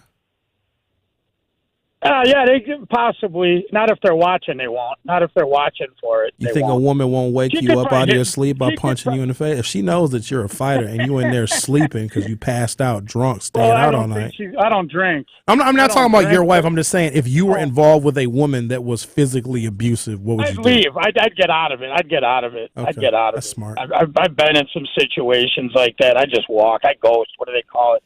I mean, I was with one woman. I think I got to go get something out of my car. And then she never saw me again. I was gone. I'm not going to hit a woman ever. A man, a whole different story. But and even then, now you got to be careful because they'll start crying and call the police on you. But you know, I agree with you about that. It's and I'm just talking about my relationship. I can't talk about nobody else's. But you got the race thing, right? And that's that can be a bugaboo sometimes. And then you get past that, and you gotta worry about how somebody was raised. I mean, we went to a funeral, and you know, she walked into the house after not living there for years, and they expect her to clean the bathroom or something at a relative's house. And that's my wife. She's not cleaning the bathrooms for you, you know? Wait a minute. Your relatives thought, is this because your wife is black? No, not my relatives. Hers. Oh. Hers. I thought she was, okay. My relatives, when she came in our house, my mother treated her like, we lived a whole different lifestyle, man. My mother would not let anybody talk anything to die, ever. And my father, God forbid you do. His ghost might come back right now. I mean, when Mama was passing at the hospital up here, I'm going to tell you something. My wife just had a problem at a hospital. I'm not going to say the name, but I will tell you off air. They're eating their entire bill because they were rude to my wife. So they're eating 4 days in the hospital, a surgery, and everything else. We had to have a sit down with the entire administration. I had a sit down with them when I finally got through to realize who we were. I was gonna go how I go with billboards and everything around the city with pictures of certain stuff. How come your wife never calls? Because she's not like me. She's kind of shy, believe it or not. Is she there with you right now? She's somewhere. I'm sitting outside with the dogs in one of the cars waiting for her. But yeah, she's I agree with you what you said. I just want to say that you're a good guy. I like her. I wouldn't even listen to you. So there you go. Yeah, that's for what it's worth. And as for the steak thing, if you ever want to go, tell us. I got no problem meeting you there. Or I can send a car to pick you up or whatever you want. Make plans. That's very nice. You can hang out with us. We're normal. I'm normal, dude. For real. I know how to. So normal is defined a bunch of weird ways, but I do appreciate the offer. I'm very busy. But I do get. Believe me, it wouldn't stretch my even though with the Biden economy, we're still living pretty. We're still blessed. Let's put it that way. We're blessed. Well, I wish nothing but the best for you and yours this Christmas holiday God bless season. You. Merry Christmas. Merry Christmas. Merry Christmas. Hey, Merry Christmas. Merry Christmas. Merry Christmas. Merry Christmas. I ain't hanging out with dude. Come on now. Well, then he going to invite Dion probably. Then, of course, Miss Shaq going to show up wearing some hot pants. No, that's just not. I had to take a break. Today was a little tamer than yesterday was insanity. Yesterday was full moon, Mercury retrograde, all the weird stuff. You're listening to The Truth with Sherwin Hughes. I'll be right back. Don't touch that dial. The Truth with Sherwin Hughes will be right back on 1017 The Truth, The Truth app, and 1017thetruth.com. Here at the new 1017 The Truth, we count on the support of community partners. One of those local partners is Associated Bank. Together, we are committed to uplifting local organizations and supporting Black-owned businesses. We are proud to call Milwaukee home and promise to be a positive reflection on the community. We look forward to celebrating Black culture and excellence with you every day as we make history and continue to uplift the voices in our city. Join us for the journey at the new 1017 The Truth, founded in partnership with Associated Bank, member FDIC. Injured? Call Gruber Law Offices today. One call, that's all. Literally one call, that's all. I made one call and that's all, worry-free. One call, that's all. It worked. Just one call and that's all. They will do what they say they're going to do. One call and that's all. One call, that's all means security. It's literally one call, that's all. It's a phrase we'll never forget. Gruber Law Offices. One call, that's all.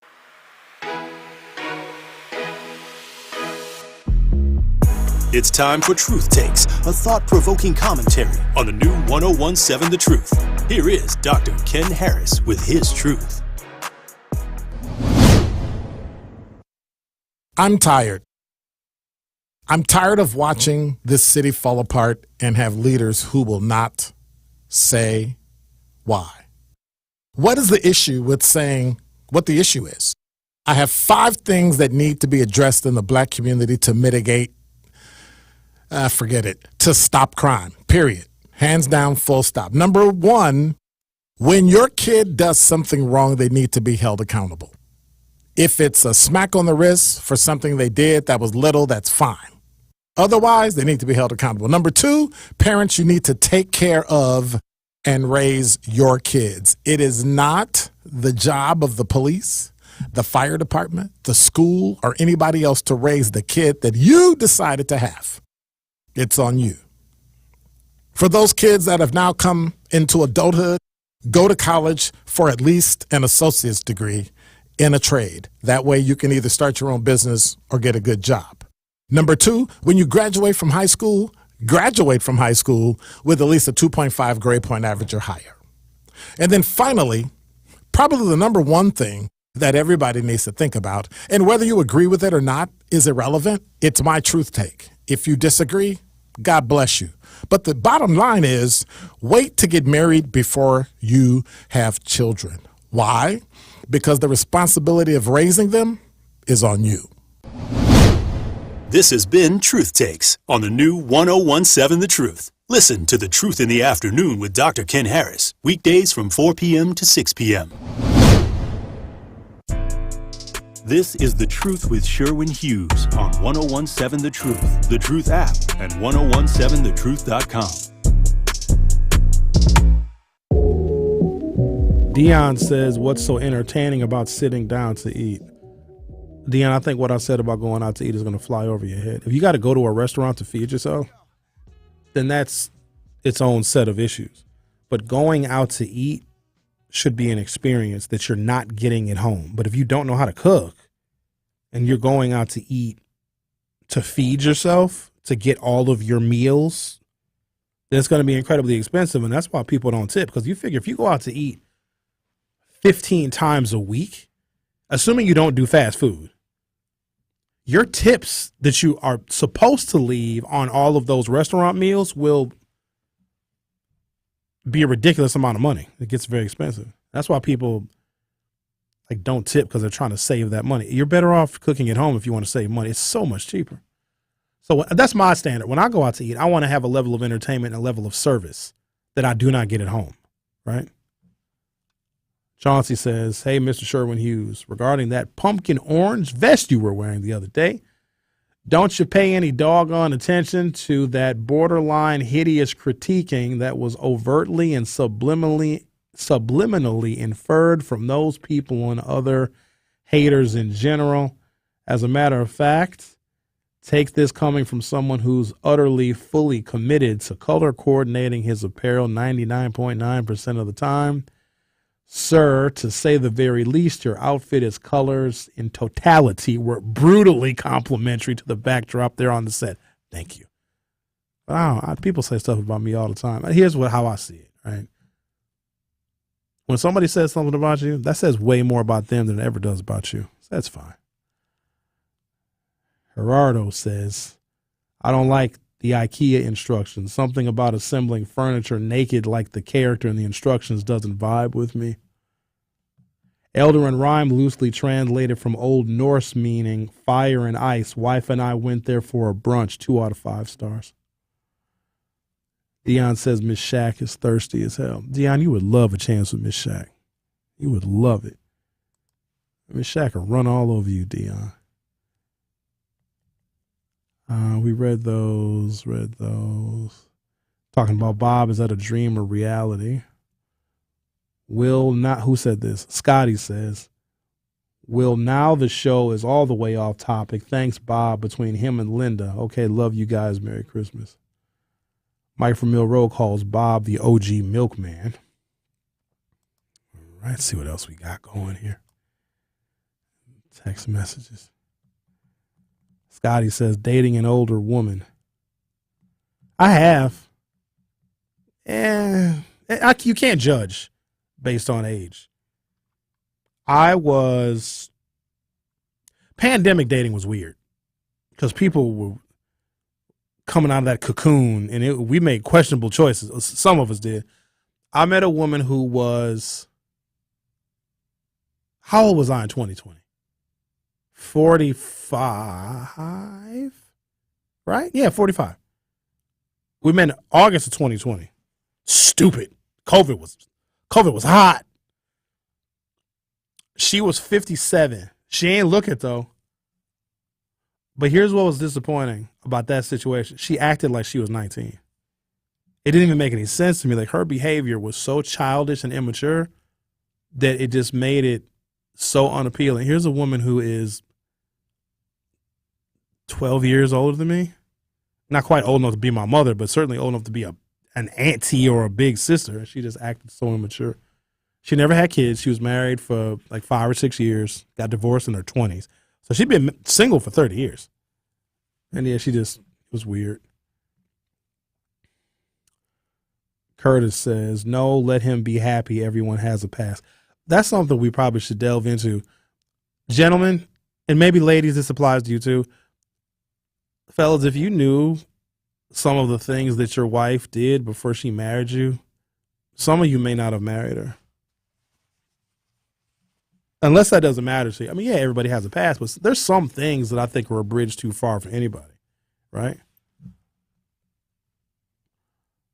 Monica says, I'm only going to speak on behalf of myself, and maybe other women will agree. I don't expect my man to know how to do everything, but at least give it a try. Example, if we had a leaking pipe, try to fix it. No one knows what they can do if you don't try, but if he's not going to try or call a plumber, then it's going to be a big problem for me. You also don't want him to, if he doesn't know how to plumb, like some things, like you can't expect somebody that doesn't know how to do the skilled trades to do the skilled trades. He might end up tearing the whole bathroom up trying to fix the pipe. Now, whatever his skill set is, then you operate within his skill set. And the other thing that I find, I disagree with fundamentally, I find it kind of repulsive, is that a man has got to prove what kind of husband he has to be from jump, but a woman doesn't have to prove what kind of wife she is going to be until you actually marry her. And then a lot of times you realize you got somebody with no skills whatsoever. That's a double standard that I don't think is fair. If you want to know what kind of husband a man is going to be, watch how the man moves. Watch him. What's his life like? What are his friends like? What does he do in his spare time, in his free time? What does he do? What is he into? What's his level of education? Watch that man. That man is telling you what kind of husband he's going to be just by how he moves. And if you got to like make him prove himself, then you're the one that's not worthy. It's real simple. Fellas, if you want to know what kind of wife she's going to be, look how she moves. How many kids? She got 7 kids and 14 baby daddies.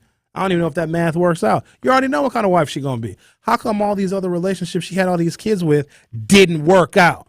At some point, yeah, there might have been a dude, but after number 3, it's her. After number 2, it's her.